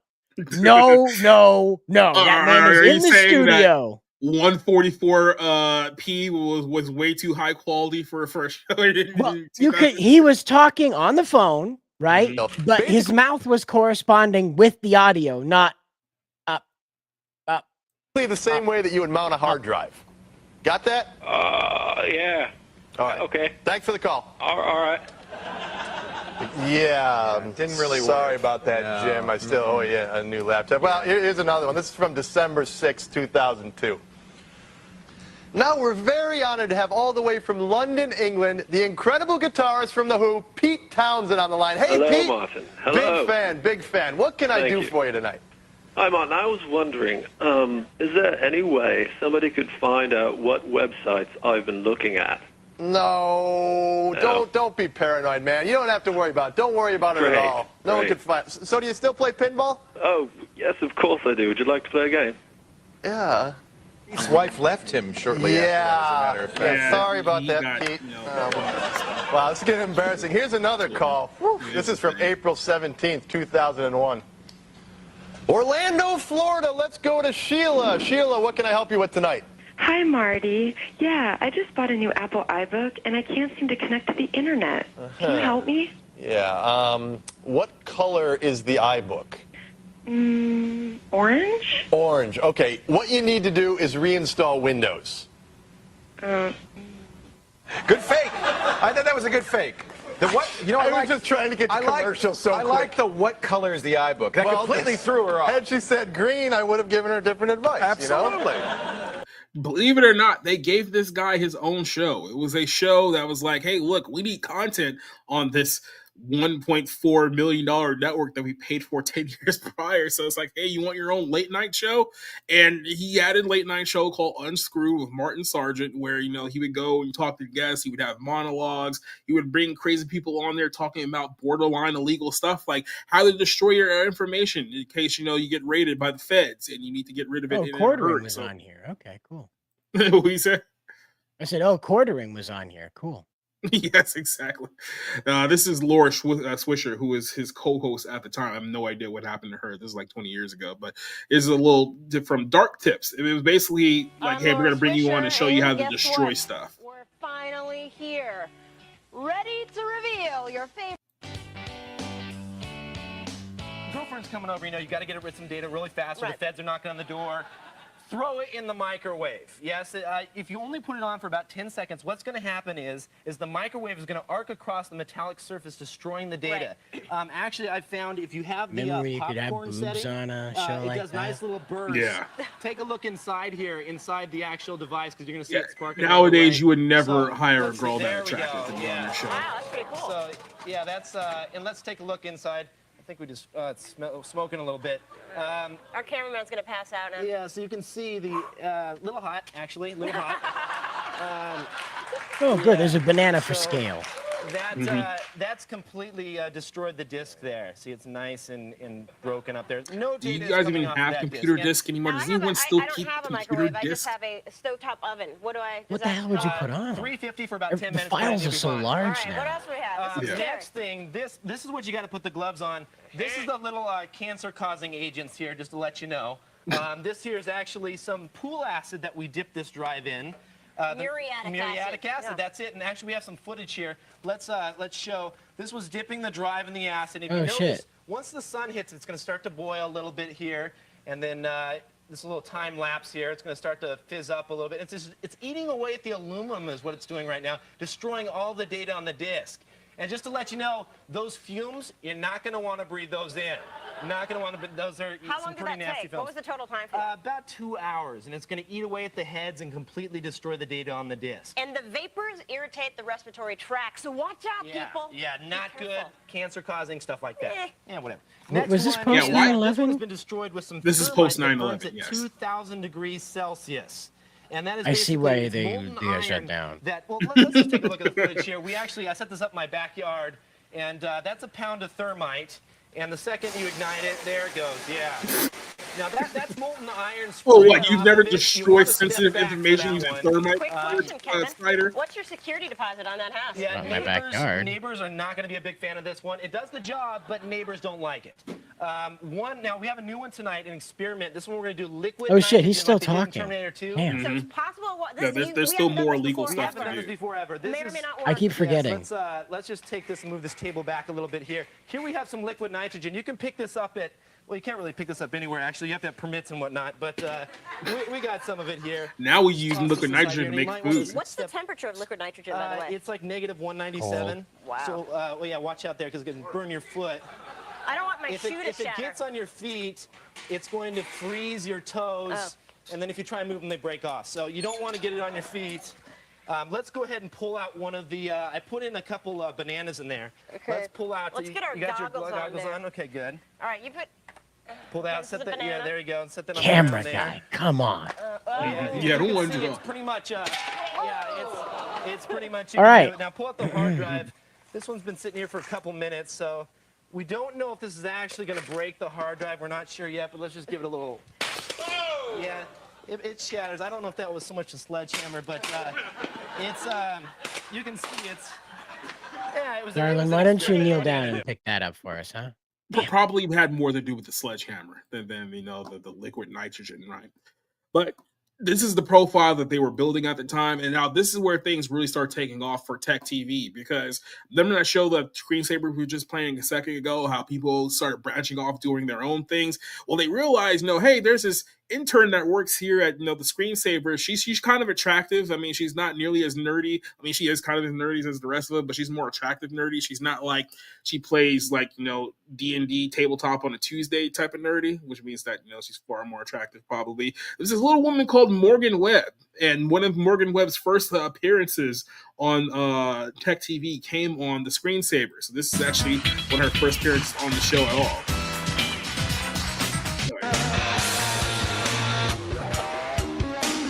Hopefully your decor matches. So anyway, we are talking about decorating today. It's Tech at Home Week, so we're I don't know what was the thought process behind that hairstyle. A little better. So I'm bringing you It's the very furniture Asian, application. Japanese. It's made by a furniture store, but it really is just simple and lets you plan out your floor plans. So now if we get scanned out, we can look at my bedroom. This is what my bedroom looks like. Isn't that great? That is Here's not. my bed. Oh, that's what she meant by looking at her my bedroom. Couch. This kind of Is that thing. your And it's very toilet easy. over You there, just lady? select from a bunch of different kinds of sofas. Anything. There's beds, there's tables. I think I'd like. See, this is probably just a quick little sidebar here. I know there's people who use wherever in my room I want to. what is it, Then I can really test out different renovation, plans. Maybe I want to put my homes, bed whatnot. over here. All this is great until Yeah, you it's go simple, to the city to it's get free, things permitted and it's a small approved. application. Then it becomes an Just go absolute to pain in the screensavers.com ass, for the link especially if you live in somewhere and like start California. decorating. My Good email effing address luck. is morgan@techtv.com. Let me know if you like this application or not. Another cool thing is you can print your floor plans and you can save your floor plans. I forgot to tell you that. Yes, this is in fact a very, very young Morgan Webb. Right. So I didn't I would recognize have. her. I didn't recognize her. Must have been the blonde hair. Or I mean, the short blonde, was it like Japanese hairstyle you just said there? So this is, I want to say 2002. So if we're going on one, this would have been a 23-year-old Morgan Webb at the time period. So this is how far ahead back we're going here with a lot of these. Oh, I'm getting her mixed up with Olivia Munn. That's why. Oh yeah, no, this absolutely is not Olivia Munn at all. Well, we'll talk about where Olivia Munn comes onto the scene here in just a bit, but this is not during this time. Bleach blonde, short hair, updo, was like a side weave in the early 2000s. I guess maybe I didn't hang out with that group of people back then. I don't know if that's a good thing or a bad thing. I kind of disassociated with them, but it's like I just remember seeing this and it was just like, I don't know, there's something about that hairstyle that just doesn't work for me. Only the really young girls, like the ones that were like 13, 14, were the ones that were wearing that where I live. The women, the girls in my age group, when that was popular, did not wear it. They wear ponytails. Well, you know what? While that did not work for me, it did in fact work for the people at Tech TV, because they decided, okay, hold on a second. Kate left the show by talking about extended play. It's like, well, let's change up the show because it's the new millennium. We're in the year 2000 now, and we're barely, on the cups of 9/11. So let's change things up. Let's take the show from being extended play to making it X play, and let's keep Adam Sessler, keep him around, and let's take that Morgan Webb girl, that blonde-looking girl from the Screensavers, and make her the new co-host for the show. And this is where Tech TV completely blew up, because it was a show that they completely changed the format for. It was like, hey, you know what? Instead of doing quote unquote that gaming info insider type show we were doing before, let's just do quirky and funny video game reviews from our perspective, and let's see how that works. And that was basically a home run for Tech TV here. So they'll show you a little bit here of one of the early episodes of X Play that started on Tech TV. So this is important to highlight here too. The two biggest shows from the original G4 run that everyone talks about to this day is X Play and Attack of the Show. Yep. Neither one of those shows actually originated from G4. X Play came over from Tech TV, and they took it over when the merger happened. And then you had Attack of the Show, which was basically a rebrand of the Screensavers, which also started on Tech TV. Didn't Chris Hardwick have a show on here? Chris Hardwick was a part. That was after G4. That was after G4 already folded. So that was years afterwards. We'll talk Must about have been FX or something. Yeah, he had a show on E for a while. Now, E is Comcast, so Comcast owned E and G4 at that time period. So that's probably why you probably saw him in a lot of things around here. But this is what really blew up tech TV during the early 2000s. It was this show. Your card. That's World in Chaos Legion. Stick around. It's game time.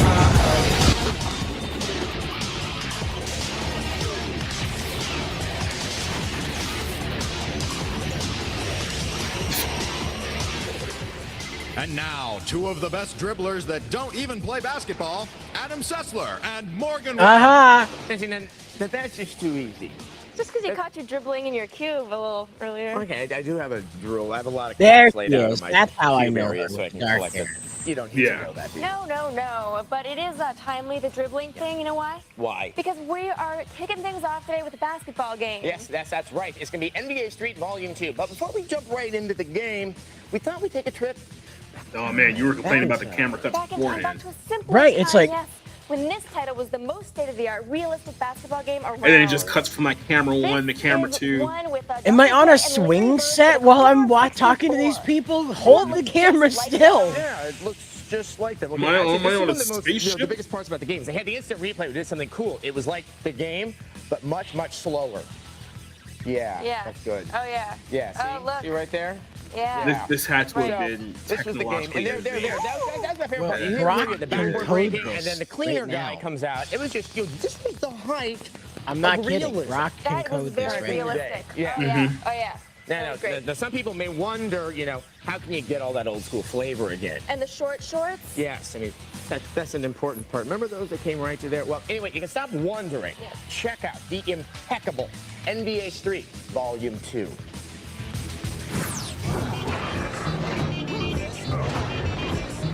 Hey, this doesn't look the same. Yeah, no, we are thoroughly in the PlayStation 2 Dropping era at lyrical this bombs point. after undressing your enemy's best defender with a What the Cuss crossover en route to a honey dip dunk means more than a scoreboard tally. It's fuel for the smack fire. Keep a thesaurus fuel for handy, the or for the smack illiterate, fire. take cues from announcer extraordinaire Bobbito Garcia, who will do something that is way too rare. I love how they made a street He'll make you basketball game laugh. without like violence and shootouts that actually occurred during street basketball NBA games. Street Volume 2 is a whole new ballgame. The fantasy courts from the original I'm trying to NBA look for the Street guy have been dealing replaced drugs in the by corner. real hoop havens like the Cage and Rucker Park. Volume 2 is a relentless blend of 1972 and 2003. How do those tight shorts feel, Magic? Not too good, I guess. But is glad he anyone didn't say safe? Kobe. Apparently not. Even MJ circa 1996 can get posterized. In a continued blurring of lines between hip-hop and hoops culture, NBA Street Volume 2 is a precise balance of old school and new school. The list of NBA legends in the game reads like the back of a juicy porn DVD. The Glide, the Houdini of the hardwood, That was a the joke, Still and Tyler. Tiny Did you get the used joke? to rule hoops back in the day. No matter how much you like playing as Wilt the Stilt, the element that makes Volume 2 so worth 50 American dollar bills is the way it plays. You can pull new moves like passing off the backboard, or you can trick move your way. Like I said, to the it took a inflated while. second I got level of to game mention that too. status It really if took you a while work your magic for like moves. PS2 to find its groove after launch, but it was like somewhere between like 2003 to obviously when they started shifting to PS3, where all the games they were coming out were just like all time.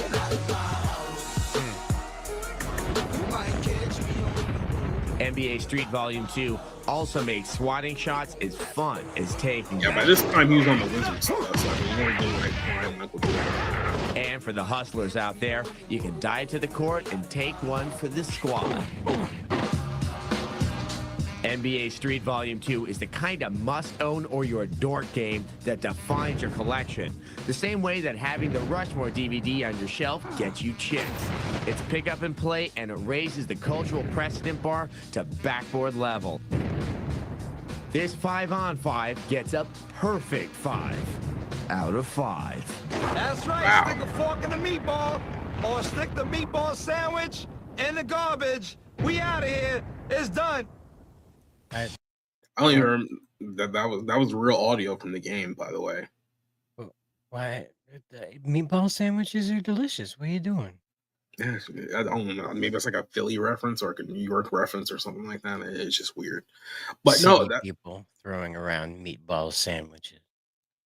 So Tech TV blew up with that little show called X Play there, and it became one of the most popular brands out there on the digital cable scale at that time period. Now, while all this is going on, you're probably thinking to yourself, okay, well, what was G4 doing at this time period? Because G4 was around. They first started their network in 2002, so Tech TV had a few years up on them. But it was like, okay, what were you actually doing during this time frame to compete with them? Because there was no X Play, that was on the other show. There was no Attack of the Show. So what was actually early G4 like? And I say, for those of you guys who remember early G4, and I'm not talking about obviously the Frost stuff, I'm talking about even before that. I'm talking about this is a time period where they literally had a show called Arena, which was in a lot of ways a show that was way, way, way before its time, because you could look at it as kind of a precursor to what you see with like modern day esports, where you get like a bunch of guys together and they're playing a LAN party with one another. And LAN party, it was exactly what it was, right?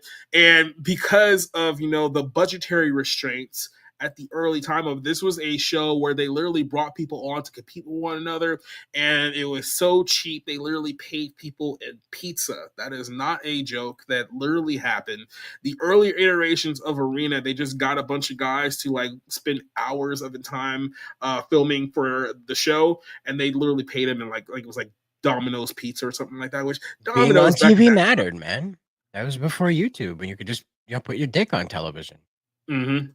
So this was one of the early G4 shows that is often forgotten, but I think is probably the best show that they put together. I would rank this one higher than Attack of the Show by a mile. It's a little show called Arena. So here's a quick little video of this here. Two teams suit up and prepare for battle on the destination vacation season of Arena!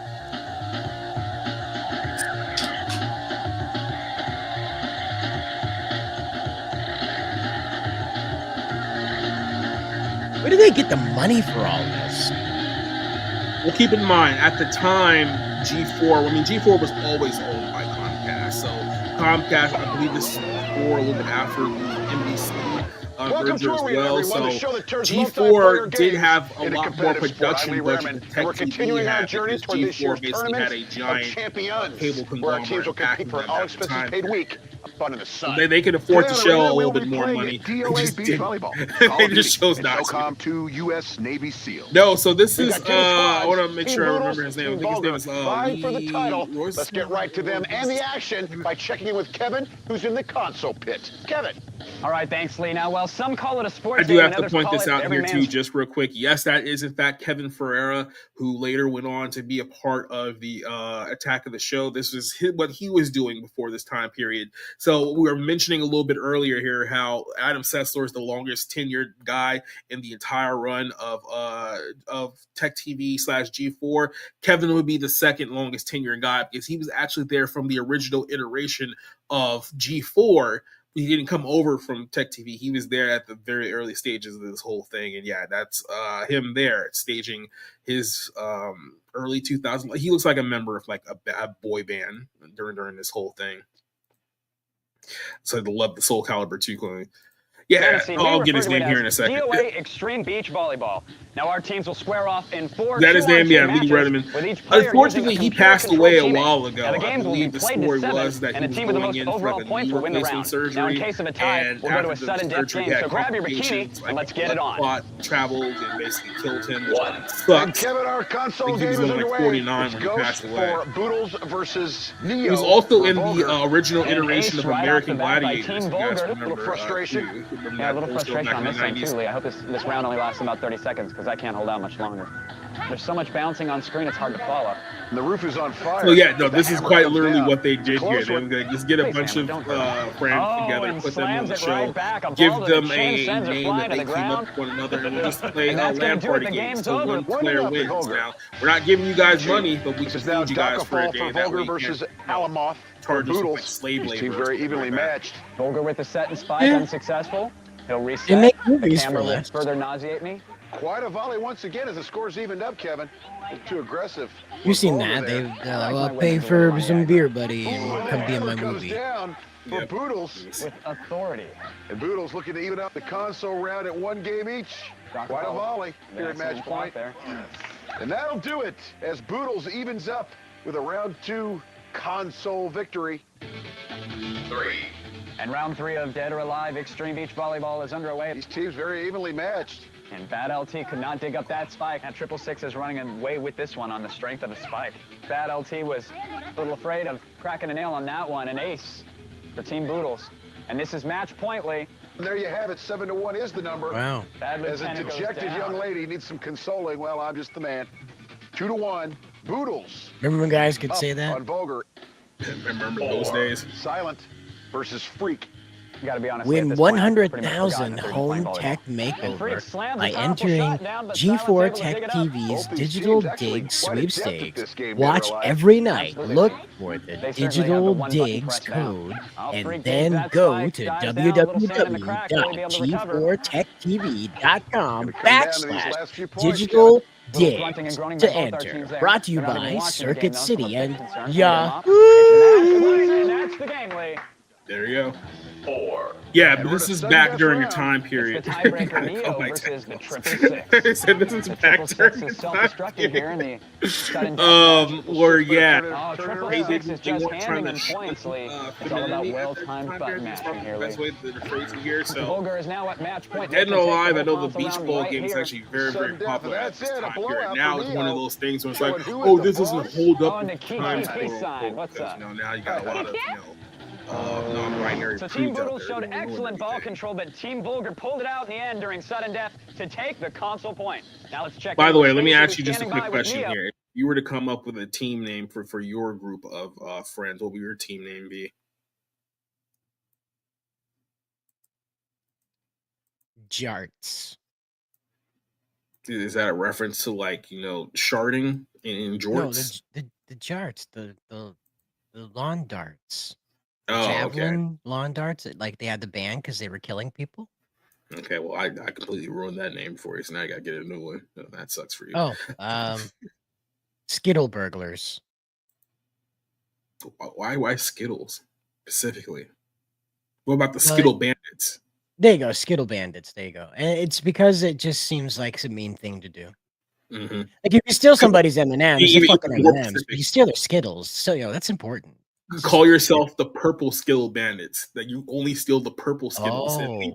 There we go. There's a little bit of that hidden temple working its way in there. There you go. The Purple Skittle Bandits. They're gonna get the Yamaha keyboard today and a pizza party. Isn't that right, Omek? Yeah, the Yamahas are paying them in pizza, so there's a thing as well.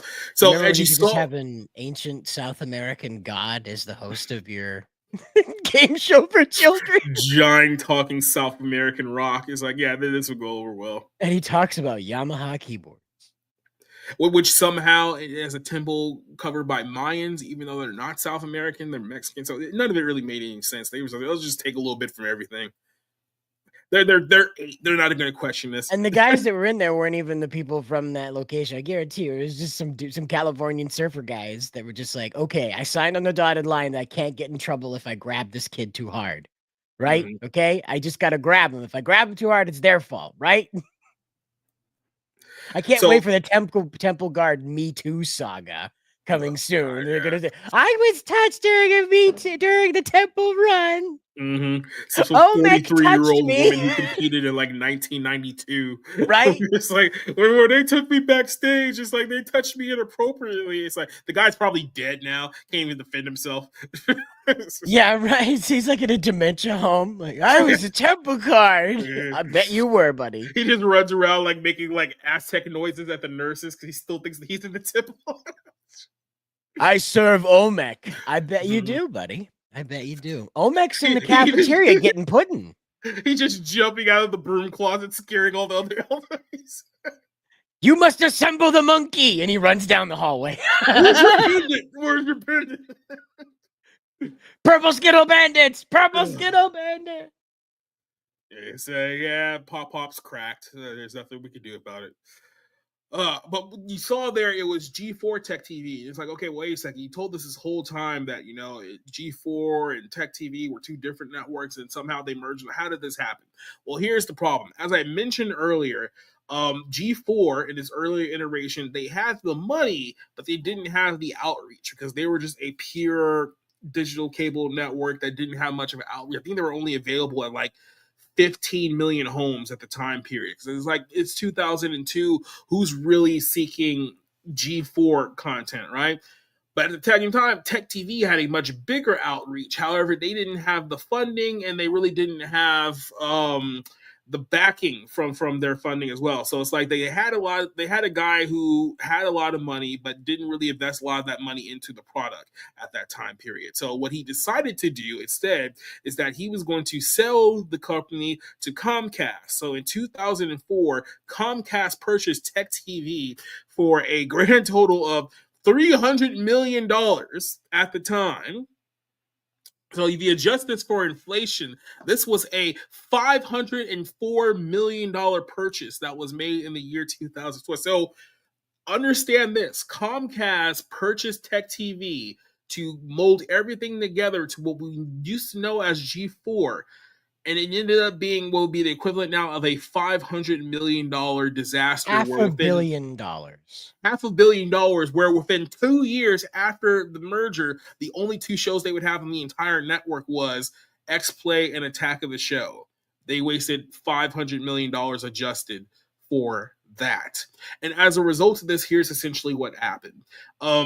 For a short, brief period of 8 months, it became G4 Tech TV. Now, the idea of G4 Tech TV was actually pretty solid. As a matter of fact, I put it over as probably one of the better times in the company's history because they had a channel that was aimed for tech nerds. They had a channel that was aimed for gamers. And for a short period of time there, they took both of those networks, put their best shows together, and had one solid network. So this is when you had a rundown of shows like Anime Unleashed, which introduced new anime shows to people who probably weren't used to them here in the United States of America. They had Cheat, which was a show that was based just for cheat codes for video games, even though they don't do that anymore, unfortunately. You had Filter Top 10 list of shows. We played that one for you guys before. Are there any cheat codes in video games anymore? No, they don't. They do that anymore. Because it's all DLC content now. That's why it's all DLC content. So it's like, oh, you want a quote unquote cheat code? Well, you better break out that wallet because that's the only way that we're going to give it to you. That's a cheat code now. Nerd. Yeah, right. And there's no up, down, X anymore. That those days are dead. You think this is an art form? This is a business. And then they wonder why 25% of gamers are going back to retro games. They're not buying more than games 25. Anymore. Man, they said that something like only 13% of the time last year was spent playing games from 2024. Mm-hmm. Yep. So that means 83% of the time people were logged into Steam, they were playing games from 2023 back. That's something. Ben Franklin is a cheat code now. They have the cheat code books. I'm pretty sure you guys remember Game Shark and Game Genie when those were prevalent in video games, especially in the 90s. Yeah, they got rid of all that. So this is what they took. Nintendo power. But they had that show. Remember Robot Wars? I believe Pluto just added a channel recently. They have a 24-hour Robot Wars channel, so you can go back and watch all that old stuff there. If you guys like, robots smashing into each other and lighting each other on fire, if you're into that kind of thing.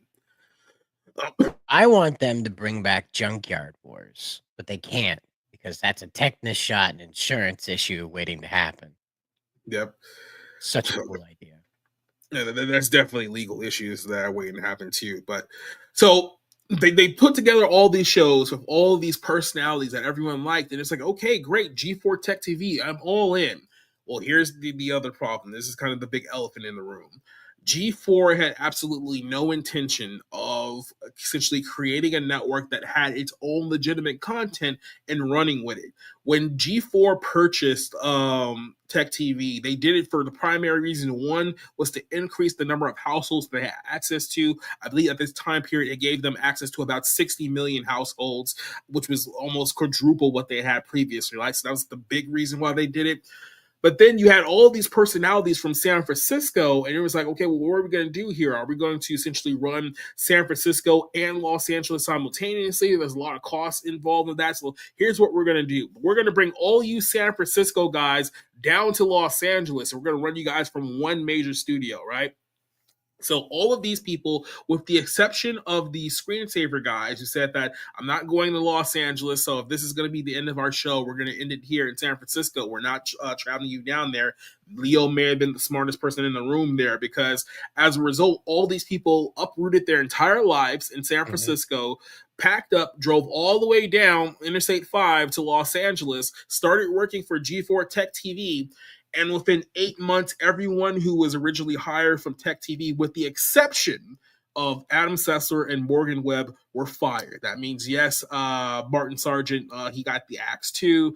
Number of personalities there. So it literally didn't even last a year. Imagine you move from your city in San Francisco to LA under this new business adventure, under your new boss, and they fire you within 8 months.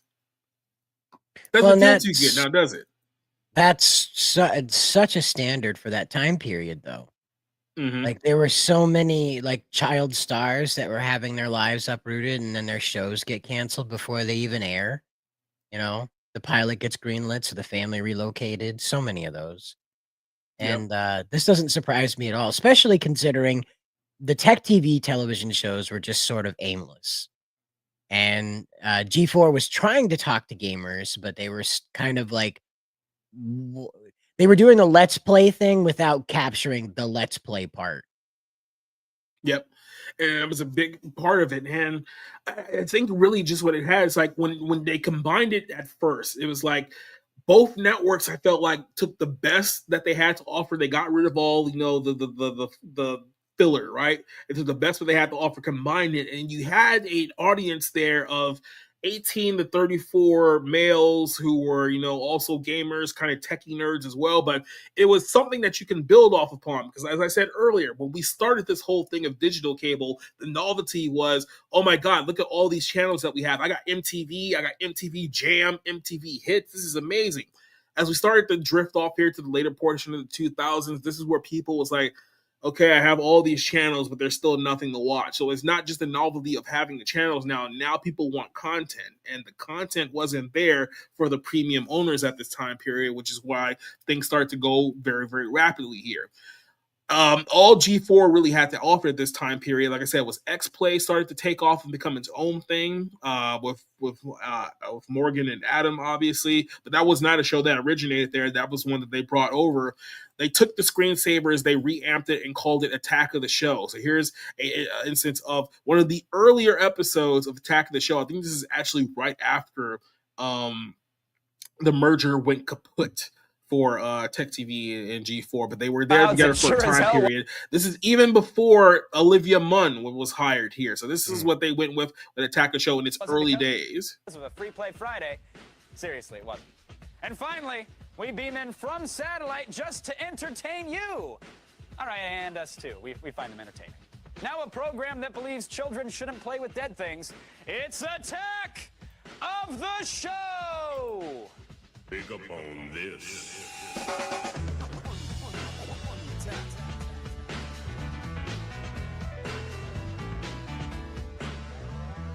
Yeah, this is a mid-2000s design thing. Yeah, this is definitely a 2005 design choice. Come on, everybody, come on in! Because you only got one more day. Oh, that's right. It's Attack of the Show time. It's Friday. Operation 5 p.m. is in full effect. And it's Olympic fever. Oh, he got Sweep better in the hair. studio today. Yeah, this is where the spiky hair thing definitely started to wane away, so they went back to combing it normally. The Olympics are, they're pretty exciting. It's a competition for people. We may talk about that on a future show. By future show, maybe a Sunday show. But yeah, we'll talk about that a little bit later. But now the actual lighting of the torch, the gentleman or Mrs. So this is what happened here with this show. There was like, okay, let's take the screensavers and reamp it to a little bit less technology and a little bit more pop culture. So that way we're talking about internet stuff, entertainment related things. And the format of the show got revamped. Obviously, Kevin Ferrer became the longtime host of this show.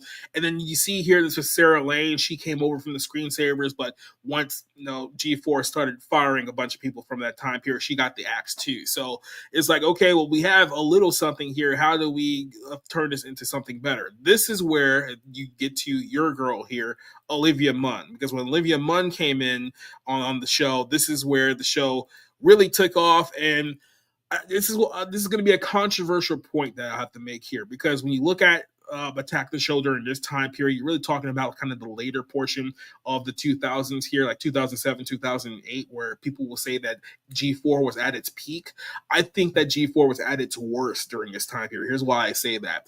Yes, Attack of the Show was popular. Yes, people like Olivia Munn was popular. People loved Olivia Munn. A lot of gamer nerds loved her for the obvious reasons here, right? The problem with this is that the content of the network only basically revolved around two shows. It was this show and it was X-Play, and it was really nothing else. And when you're paying a premium amount of money for a show that really doesn't justify its existence, you got to ask yourself, it's like, is there any reason why I would continue to watch G4? If you're a person who came in, let's say 2004, and you loved X-Play and Robot Wars and Anime Unleashed and Filter and all these original shows that they had that they just essentially chopped away at, and now you're just watching Attack of the Show, and a terrible, terrible decision that they made was syndication. Now, I get it. Syndication draws a lot of money here. It makes it somewhat profitable, I guess. But the problem here with this is that your only two shows you syndicated were Cops and Cheaters. And towards the late stages of G4, this network, I should say, was only known for Cops and Cheaters, to the point where people on the network had to address it because they became like kind of a meme at that point. Because you could turn on G4 at like 6 o'clock in the morning and you're watching Cops for some reason. It's like, this is supposed to be a video game like network for gamers. How does Cops and people cheating on each other revolve around this? They lost their identity around this time period. They were trying to become essentially a competitor for Spike TV, which was also losing its identity at this time period as well. And they never truly recovered from this. So it's like, Munn became a big star. I think after a couple of years, she realized that, her fame was going to die if she stayed on this network. So she ended up leaving and went to Hollywood and became a somewhat marketable star. I don't think she ever did become like a big star the way that she probably thought that she would. She was in Iron Man 2 and I think it was the X-Men Apocalypse movie. She was X-Men Apocalypse. Psylocke. What was the other one? Predators. Remember Predators? Oh yeah. You guys don't recall what happened with Predators. She did it was a movie that they did with Shane Black. I want to say it was like 2018. That was the year. And she played a big role in the film. The week of the film, when they were promoting the movie, she just so happened to expose to the entire world that, hey, by the way, there was a pedophile that worked in our movie, and I wasn't really cool with that. So I just think I'll let you guys know that there was a child predator that was on set on our Predator in Predators. There were literal predators in Predators, by the way. Maybe you guys should know about that. So Shane Black had to basically come up with like a boo-boo story about, he got involved with something back. I tried to help him out, give him a job. And it's like, okay, yeah, great. So anyway, this ended up dominating the news headlines for a movie, which, by the way, wasn't very good to begin with. So the last thing they wanted to do was talk about the fact that there's pedophiles working on this movie of a predator. By the way, the movie was very, very bad. Ended up losing a whole bunch of money, but as a result of her coming out and talking about this, her career tanked pretty hard, which on one hand, I want to be like, well, I mean, she's not really the bad person in this scenario. I mean, you guys were hiring literal pedophiles on your whole thing, so let's look back on you. At the same time, Olivia Munn is no different than anyone else in that Hollywood bubble too, so it's kind of too hard for me to feel too bad for her. And that she's maybe noble in this particular case. And I think there was a story not too long ago talking about how she refused to sign an NDA to be quiet about what had happened here, but at the same time, she's talking about how she refused to sign the NDA, but she won't go into detail about what actually happened on the set of that film, which means that if that's the case, you could have just signed the NDA and gotten paid. Now you didn't sign the NDA. You're not telling anyone what happened, and you're not getting paid, which makes no sense on any level, financially or morally. So that's kind of a dummy. It depends because, like, if you go talking too much, you can get hit with a lawsuit, and if you don't know the exact details, you can end up in trouble. And I think that's probably what her agent advised her of when she started down that path. That, like, hey, probably better not open your mouth. Just say that you know, and they know you know, so they're not going to challenge you. Yeah, you're just going to end up not working. And Rooftop Korean, you bring up a great point. I think that movie was so bad and made people think that Prey was a much better film than it was by comparison, because basically every Predator movie outside of 2 has been garbo. And when they got something that was somewhat decent, everyone was like, oh my God, this is the best Predator movie that we've seen in 30 years. Like, well, I mean, that's not saying much. I mean, there's only been like 2 good ones. So that's all I'll say there. But so I feel like, go ahead. I just want to say, like, I feel very, very badly that, like, Olivia Munn and Jeanette McCurdy were, like, too far apart in age, because they really probably could have pulled something off. Because Jeanette is like, every year on her birthday, she does this weird act on Instagram where she paints herself up in makeup, but it's all smeared and stuff. It's very ill performed. And then she's in she's usually on her back, like in the bathtub or on the floor of her bedroom or something, hair spread out, disheveled. And she says, "Am I pretty now, Dan? Am I pretty now, Dan? Am I pretty now, Dan?" for like 30 seconds. And then that's it. Until it starts getting uncomfortable for everyone, just like until you know that she's talking about Dan Schneider, and the reason why she looks like that is he probably beat the hell out of her one time, or many times, or just constantly made references to the fact that she wasn't attractive when she was 14 years old, or as attractive as her co-star or the lead star there. But again, like, the two of them probably could have got something done. It's just too bad that they were too far apart in age to know each other. So. Yeah, so when it comes to G4 at this point, I think Leslie Tarkin put it perfectly. Like, it became trash TV. It really started becoming trash TV. Not even good trash TV. It was just like they knew that they wanted to get 18 to 34 males, but they didn't know actually how to get it, because a lot of their network was bounded upon, like I said, gamers and tech geeks. But so at some point they decided they didn't want those guys anymore, but they had no idea how to move forward, which really just goes to show you, in the grand scheme of things, they paid $300 million at the time, adjusted with about $500 million, to buy a network that had content and a fan base. Keep in mind, a larger fan base than they did. They fired all the people who were associated with that network within a year, and then tried to move forward with its own thing. But then its own thing fizzled out very, very quickly, and they had no idea how to move forward afterwards, which means that when you really look back on it, the time period that everyone thinks is very good for G4, they were pretty much already done before they realized it. And I think the death nail was when Munn left the network, because things got so bad. It became Attack of the Show. It became X-Play. Those were like you would get essentially an hour block, or maybe like a 90-minute block of new content every single day. And then the rest, it was just like, cops, cheaters, cops, cheaters, cops, cheaters. And people were like, okay, I'm not paying an extra $50 for this anymore. There's no point of keeping this around. It got so bad that Kevin Ferreira, years later, had to go live on the air and explain that Dish Network was going to drop them, and DirecTV was also going to drop them, because, and I quote, they did not see the value in the network. So Dish and DirecTV was like, we're not keeping this on our platform. You guys stink. And he had to do it on air.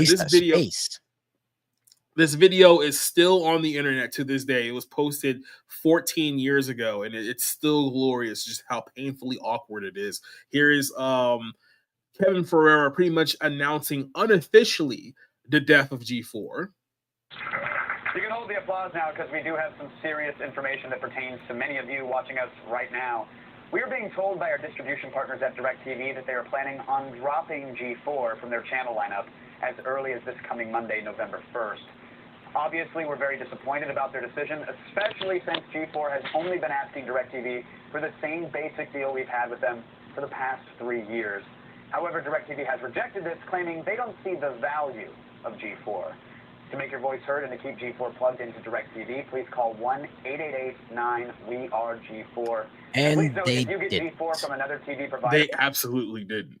Or the people who did call, they were like, get out of here, click. It's like, that's what happened. So... Wrong number. This Chinese restaurant. The last days of G4 was just not a good time for anyone involved here. They stretched out X-Play as much as they could, but then, of course, Adam Sessler started to have some personal problems behind the scenes, and there's a lot of, rumor and hearsay about what exactly happened. Some say that basically Comcast decided not to renew his contract. Others say that he was fired for substance abuse issues. These were the two more common narratives about what actually happened to Adam Sessler, but one day he just was on the show and he wasn't there anymore, and he didn't get like a proper goodbye for the network. He was just gone. So he left. They ended up replacing him with, I think, Blair Herter, who was actually the man responsible for the second reboot of G4 that failed a couple of years ago. He was the guy who was really driving that whole thing. So you can see how well that ended up. Yep. And then X-Play essentially withered away and died, because another thing with X-Play, they were known for their quirky, video game reviews that everyone loved. Well, as time went on, especially in the late parts of the 2000s, they decided, you know what? I know this show started as like a video game, like a magazine title. So let's go back to that. Let's go back to the thing that people weren't really watching beforehand, and let's just abandon what actually made us popular. It's like they decided everything that everyone liked at the midpoint of the decade. It was like, yeah, let's just not do that anymore, and then let's just move forward. And surprisingly, it didn't work out. So that show flopped. When Olivia Munn left, there really wasn't much happening for G4 at that time period. And on top of that, Kevin Pereira, who I think when he said that whole line about there's no value in G4, he decided, yeah, this is a sinking ship. I'm going to get out of here too. So the last couple of years of G4, this is pretty much what it turned into. This was content for G4 during this time frame. Red. It's not that red anymore, Sarah. It's just, what are you doing? I'm so sure you're doing that.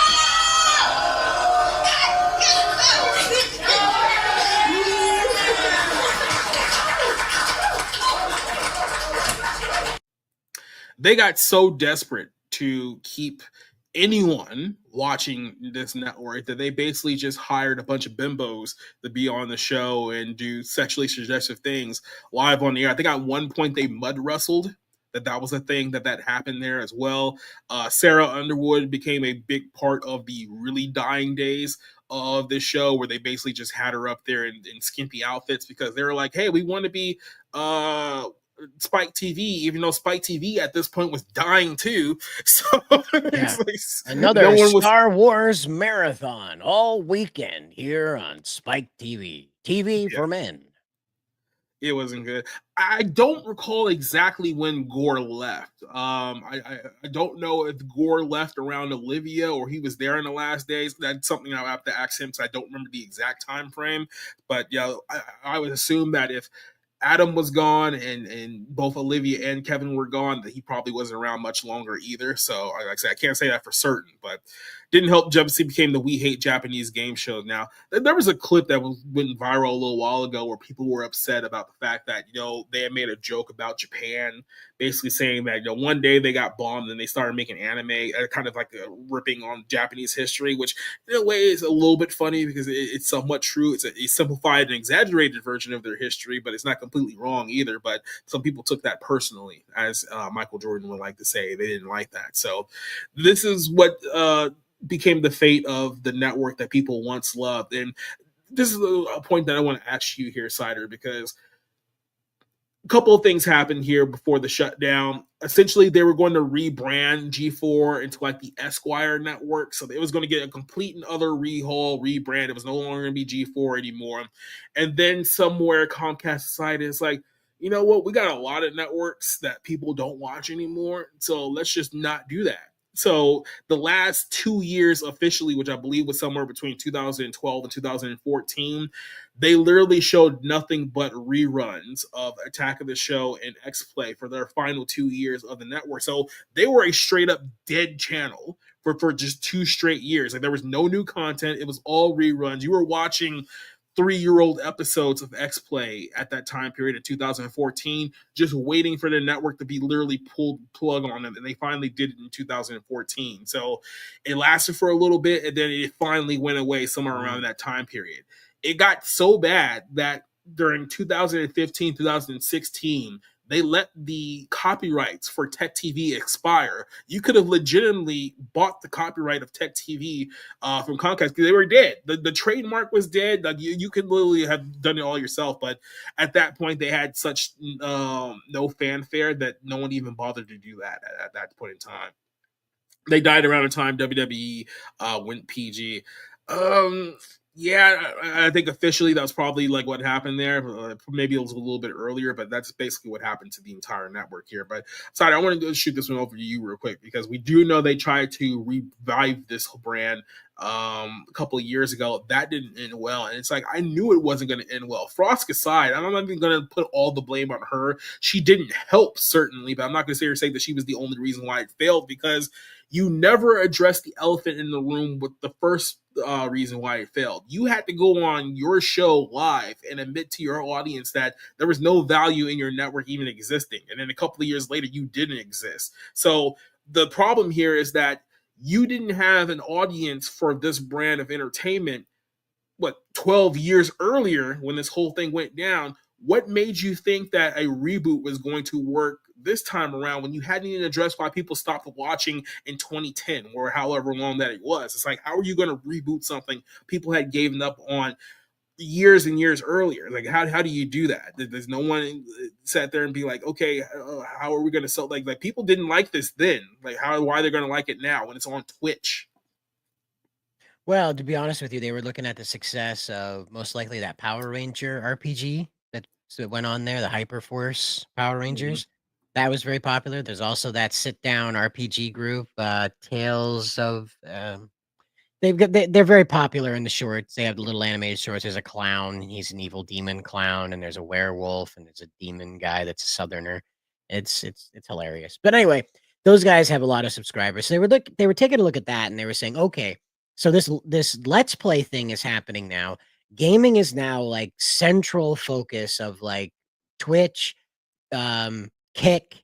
Well, Kick it wasn't around then. So it was Twitch and YouTube were central focuses. The gaming especially had its own section on YouTube. So that's what they were just looking at.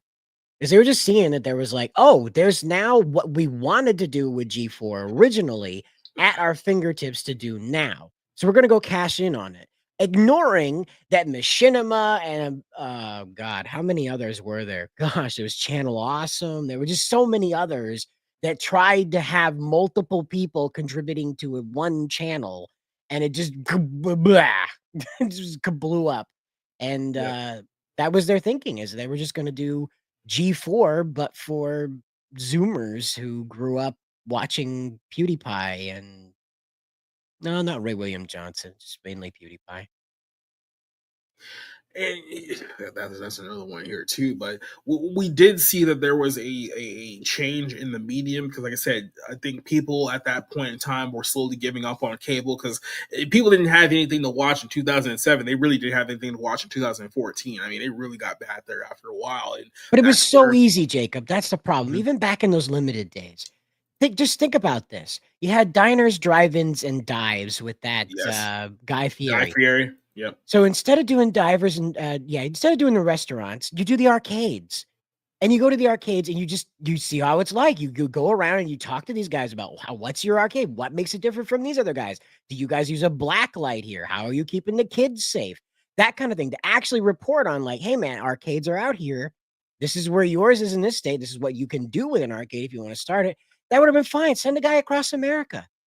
Have him stay in Motel 8s and just visit local arcades in the area. Just compile it into a seasonal series. Even better, you can have a Hell's Kitchen version of this where you hire a gourmet chef to storm the arcades of consenting, storm the kitchens of the arcades that are consenting. And he goes in there and he's like, what do you mean you're just microwaving the cheese on top of the nacho chips? These are children, you psychopaths. And you see, like, throw the microwave out the window and there's the advertisement, you know? Mm-hmm. And that's that, again, it's so easy to take what was working on other networks. That's just Food Network. You could go on the pirouette over this side, do puppets. Look at how the Zerk is still something I hear about all the damn time. And he was just an idiot thing. It was an oven mitt with googly eyes on it. So again, just do stupid puppets that are just talking about video games. They don't even have to be on their own adventure.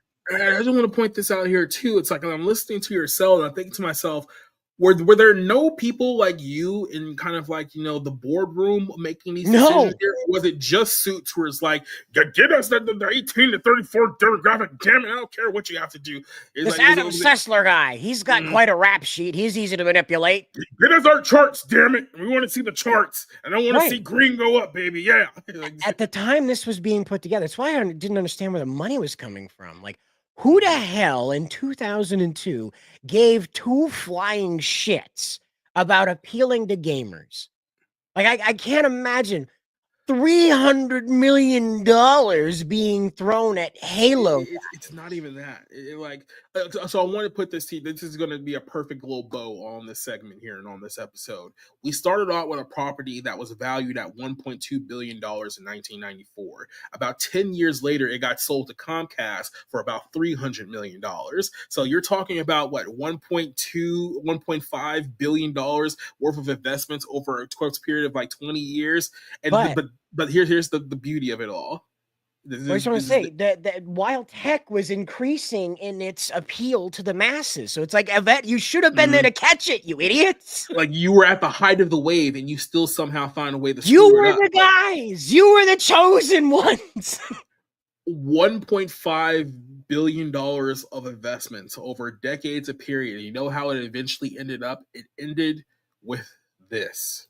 Very nice. This next up item, here we go. Bring it on out here, folks. We've got an entire wheelbarrow. Okay, hold on. Minx, please. One at a... Minx. Oh, God. Okay, we're going to... Okay. Oh, jeez. Okay, Minx. We're losing. Minx. We're losing. All right, Minx, please. All right. That's like a corner in Asmon's room. Oh! Okay. Do it! Oh, God! Oh, God! Oh, God! Oh! Do it yourself! Minx, please! It's funny when she gets upset. Yourself! I tell you, those wheelbarrows are dense and they hurt. All right.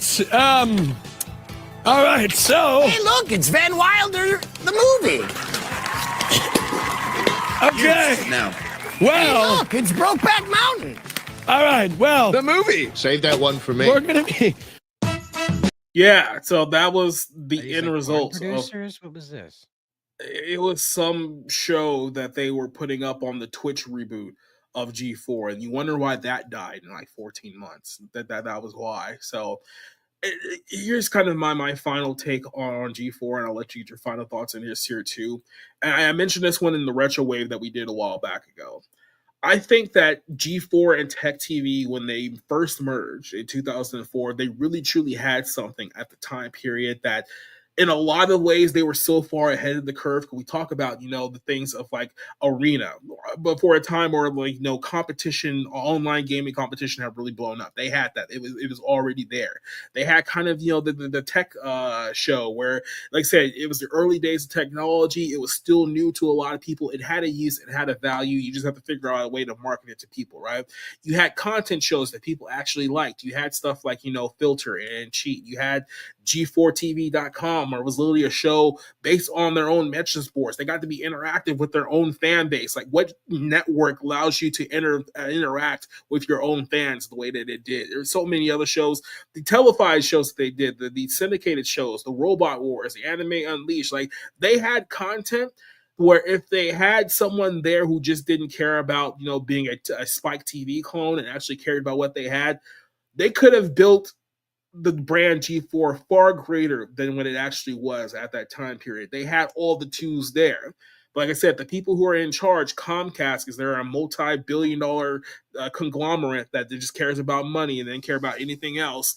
They just like, okay, well, we have our 60 million reach now, so it's like get rid of all the clutter that all the shows people actually like, and we'll make something out of this. And they attempted to do that with 2 shows that were acquired from another network that they didn't have nothing. They had no warehouse how to do with any of them. They had a little bit of success, but then when people found out that these shows weren't nearly as entertaining as they thought they were, and that they were paying a premium to watch these shows, at a certain point, it was no longer a value. Like, you had them and then you lost them, and then you made no attempt to actually try to bring them back, because at that point you were so far in the hole. Even if you wanted to save G4, Comcast was never going to give you the money to even attempt to save it on any conceivable level, and it was done. And it took them a few years to realize that it was over, and in the last couple of years it got so bad that it was basically unwatchable for anyone. And then you reboot it, and then it turns into that Twitch mess that dies instantaneously. And that's the legacy of G4 in a nutshell. That's the legacy of this whole thing. And I just think to myself, man, when you look at the grand scheme of cable networks that fail in the entertainment world, this is probably one of the biggest fumbles in the history of television that really doesn't get talked about too much, because like I said, for those who remember this time period, it's kind of be like you had to be there to remember it. And unfortunately, the impact of quite literally its collapse was so low that there weren't even a lot of people who really went back to find out exactly what happened during this time period. I just think to myself, man, this is like I said, this is one of the biggest fumbles in television history to me. And it's like, it didn't have to be that way. It didn't have to be that way at all. But then again, you have people who really just didn't care that much. So what is kind of your take on the whole G4 Tech TV thing from the things that I've introduced to you here? What do you think that they could have improved on, or was this thing kind of DOA when the Comcast took it over? Well, like I said, there were options they could have done back in the day to keep this going. That would have been more like take what works from other stations. Like I said, with that tour the arcades thing, then have the Hell's Kitchen version of going into the arcades, and messing with their kitchen. And again, like back in the day, there were other situations too where rather than having the gaming strictly the focus of it, I know back when I was in high school, there were a lot of guys that wanted to know how to build a PC, because YouTube wasn't really the big giant library of knowledge, and neither was Google.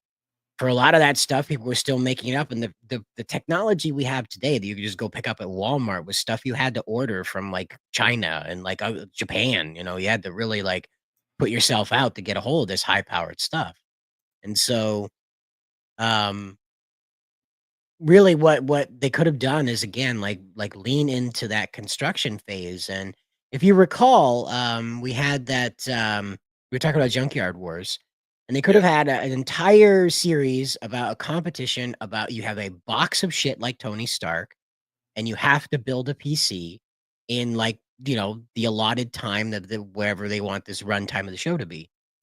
And so you get like from in studio 6 hours to do it, but on screen you get like 20 minutes, and you build your computer and stuff like that. And that's the test, that's the show, is you've got to, that way people can learn how to build a PC in an afternoon, which I don't know about you, but that would have been incredibly helpful to just great, right? After school to be like, shit, man, I saw this at school. I'll just ask my teacher how to do this. Yeah. And it's a weird, like, in a lot of ways, they were so far ahead of the curve, because a lot of their concepts that they introduced in the earlier part of the 2000s really didn't become like really super popularized, maybe about 10, 15 years after the fact, right? But you also got to look at it from the perspective of, had they had kept forward with it, they could have easily very much had a monopoly on everything that we talked about here today, right? Well, I want to interject one thing. They were going to eventually come to an intersection with YouTube. YouTube's gaming culture would have immediately drowned them out, because this is not only a free thing, but it's also guys that are just you. This isn't Adam Sessler that's been around since you were 12 years old. This is Ray William Johnson that's your age, and he's throwing baby dolls at comic book walls. You've got who is the video game weirdo? Juwario. Oh no, he's not a good name to use. Probably not these days. No, there's another one there. Anyway, Bennett was another one, and he would talk about anime. And Bennett was much older than I was, but he was talking about anime when that was not something that a lot of people, even G4, wanted to acknowledge outside of Anime Unleashed. So they would have been immediately on a course with that. But like we saw with Channel Awesome, G4 could have immediately made their own like Machinima channel and just proceeded forward. Like imagine if Mr. Sark had went to work for G4's YouTube channel rather than Machinima's. We would have been in a completely different timeline. You know, Donald Trump probably would have black hair, you know? And so this whole situation is what it boils down to is when it comes to the revival very simply should have been an esports channel. Yep. It should have been wall-to-wall esports. It should have been interviewing esports stars, strategies, past games, future games, what games are going to be added to the rank, that kind of thing, traveling to the different regional competitions, meeting the teams at colleges and things like that. That G4 would have been perfect to be the ESPN of esports. But as usual, they wanted to be all they had to do was go back to their roots. Well, they wanted to be the ironic millennials. Like, lol, wouldn't it be funny if we had our purple-haired showgirl melt down and throw a wheelbarrow at us of old movies that nobody who watches this has ever fucking heard of? You know? Do you think any Twitch user, like any guy throwing bits at some girl in a hot tub, knows what the hell the Big Lebowski is? No. No clue what the hell that movie is. Doesn't care if there's a wheelbarrow full of it or not.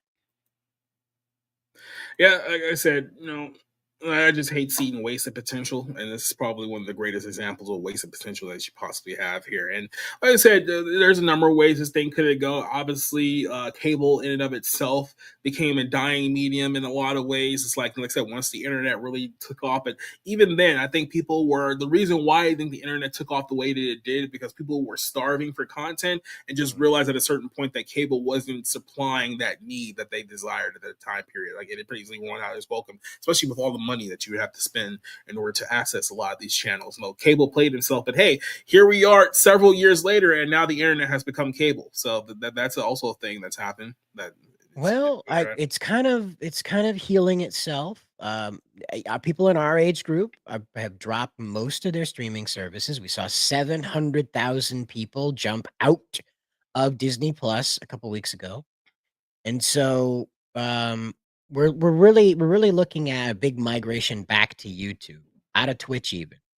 Yeah. And that's because YouTube's content is straight wall-to-wall free. If you want to pay for the premium to avoid the ads, you can do that. But if you got the patience for the ads, you got free content until you die 10 times over. You literally can't watch everything on YouTube. You know? You won't ever get to the end of it. Believe me, you'll get into the YouTube poops that drive you insane before you ever get close to the end of YouTube.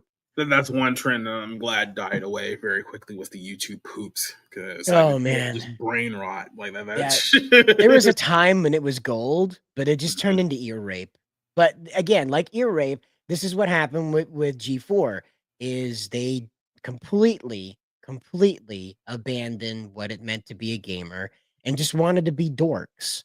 They wanted to be a channel for horny dorks, and it just you can't do that. It's a very small niche, and that very small niche doesn't spread word because they don't really have a social circle because they're horny dorks.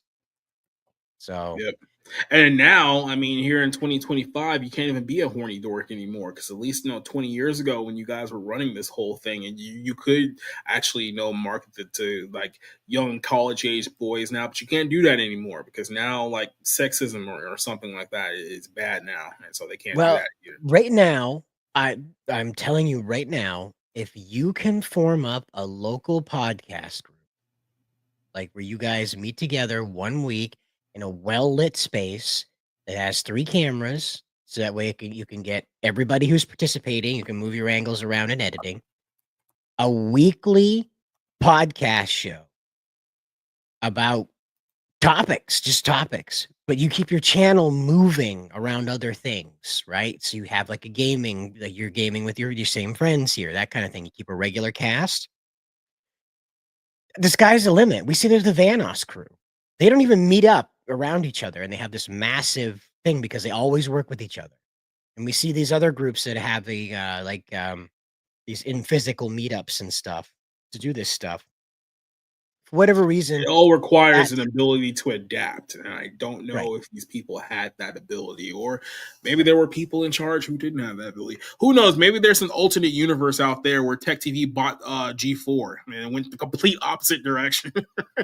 Right, they bought YouTube, and became the dominant It was pretty cheap in nerd culture. 2005. G4.com is where you upload your gaming videos, huh? G4ians instead of YouTubers. Yeah, But right. but this is the thing, is that right now, if you guys out there wanted to talk to the government, because Trump's wants to get these businesses started for Americans, you wanted to talk to the government and try to start your own YouTube channel that involves like actual high-end production stuff, now's the time. Because if you have the good sense of being of like the audience you're aiming for, the sky's the limit. There's literally nothing out there right now. All the movies suck. All the video games suck. All the streaming shows suck.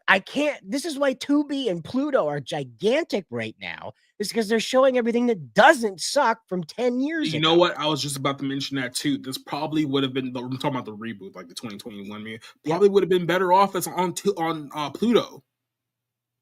Well, you have to ask yourself though, no, because you're not creating content for that audience. Mm-hmm. You're creating content for gamers, and gamers are, up to date. So unless you're going to run a channel that's just wall-to-wall retro gaming, I mean, you can. That's endless. Game Grumps have done it for the past 20 years now, or near 20 years. So you believe it's been that long, and so it's possible you can absolutely do that, but it's just gonna, you're not going to attract a certain audience. G4 had to be on YouTube mainly, Twitch for gaming certainly, but they really needed to be on YouTube. That was the only alternative here, and they just couldn't. They couldn't run it. They couldn't think their way out of a wet paper bag. And that's sadly how it ends, and sadly that's how we're going to end here tonight, talking about the rise and fall of the good old times, maybe the last good old times that we'll have here for a while. But until then, we're going to go ahead and sign off. But I want to give Cider here, my only guest for tonight, who kept it down the entire night, or we'll call you King Cider, at least for 24 hours. Why don't you go put the spotlight too to make you super uncomfortable? Why don't you tell everyone what you've got coming up here, buddy? What are you working on? It's tomorrow night. It's to tune in 8:00 at 01. We'll be showing a bit of preparatory footage and noise for Bounding Battle Max. As we were just talking about this competition gaming thing, we figured out how to do it here. Over on Bounding. So we'll see you tomorrow night to talk more about that, and you can see me in a fur coat. All right. I'll go ahead and let you guys know what I got coming up here too. So I explained to Rob and Rick that I have absolutely no plans on streaming the Oscars this Sunday, even though I know it's this Sunday, because why the hell would I do that to myself? Why would I do that to you? So yes, there will be a Bible Ends this Sunday at 7 p.m. We are wrapping up our Satanic Panic series with part 5 tonight. I'm going to go ahead and explain to you, after everything that we've introduced here on this series so far, why they went to such lengths to really debunk Satanic Panic. What was really going on that they didn't want you to know about? That's coming on Sunday, 7 p.m. normal time. Tomorrow night, I will be with 01 talking about the news of the day. I'm pretty sure we'll talk about Kathleen Kennedy again at some point in this whole thing. Maybe she just dies before this whole thing happens. Maybe she never retires. Maybe she just goes in and they build like a statue for her outside the building. Who knows? But we'll talk about it tomorrow in more detail with some other things that are going on. And then I got a couple of movie reviews that I got to work on. I just saw one movie last night. I got to finish up a review for that. So you will see me my reviews over on the Mix. I'll give you guys the link to that one on the YouTubes as well. We do have more 511 coming up. So we're pretty busy right now. There's a lot of things coming up that I do want to talk about, that we will talk about on future episodes. To everyone here who joined us tonight, thank you very much for joining us on this trip down memory lane. Took off the word for the Oscars. Yeah, not me at all. But thank you very much for joining us here. Also, thank our good buddy Cider for joining us here. But until then, we'll go ahead and give you guys the outro that he wrote. He's the one responsible for the song here that you guys love so much. So till then, adios, goodbye, and good night. Okay. Oh.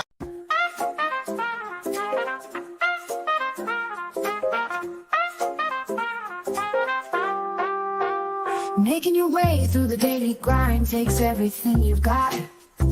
Taking a break from all your worries sure would help a lot. Wouldn't you like to tune away? All those nights when you're feeling low, the rent is overdue, and your coffee maker's broken, your luck just seems to skew, and your boss is always on your case. Sometimes you wanna go where everybody knows your name, and they're always glad you came. You wanna be where you can see our troubles are all the same. You wanna be where everybody knows your name. Roll out of bed and you feel the dread. The morning's looking bleak. And your internet is down again. You haven't slept all week, and your car just broke down on the way. Be glad there's a place online where you can feel at ease. In the Barroom Podcast, friends, we share our thoughts and teas. Every story shared, every laugh so free. Sometimes you wanna go where everybody knows your name, and they're always glad you came. You wanna be where you can see our troubles are all the same. You wanna be where everybody knows your name. So here's to the moments we all hold dear. In this barroom of the airwaves with friends so near. Every story shared, every heartfelt cheer. It's more than just a podcast, it's where we steer. I still don't feel like I know how to shoot these things.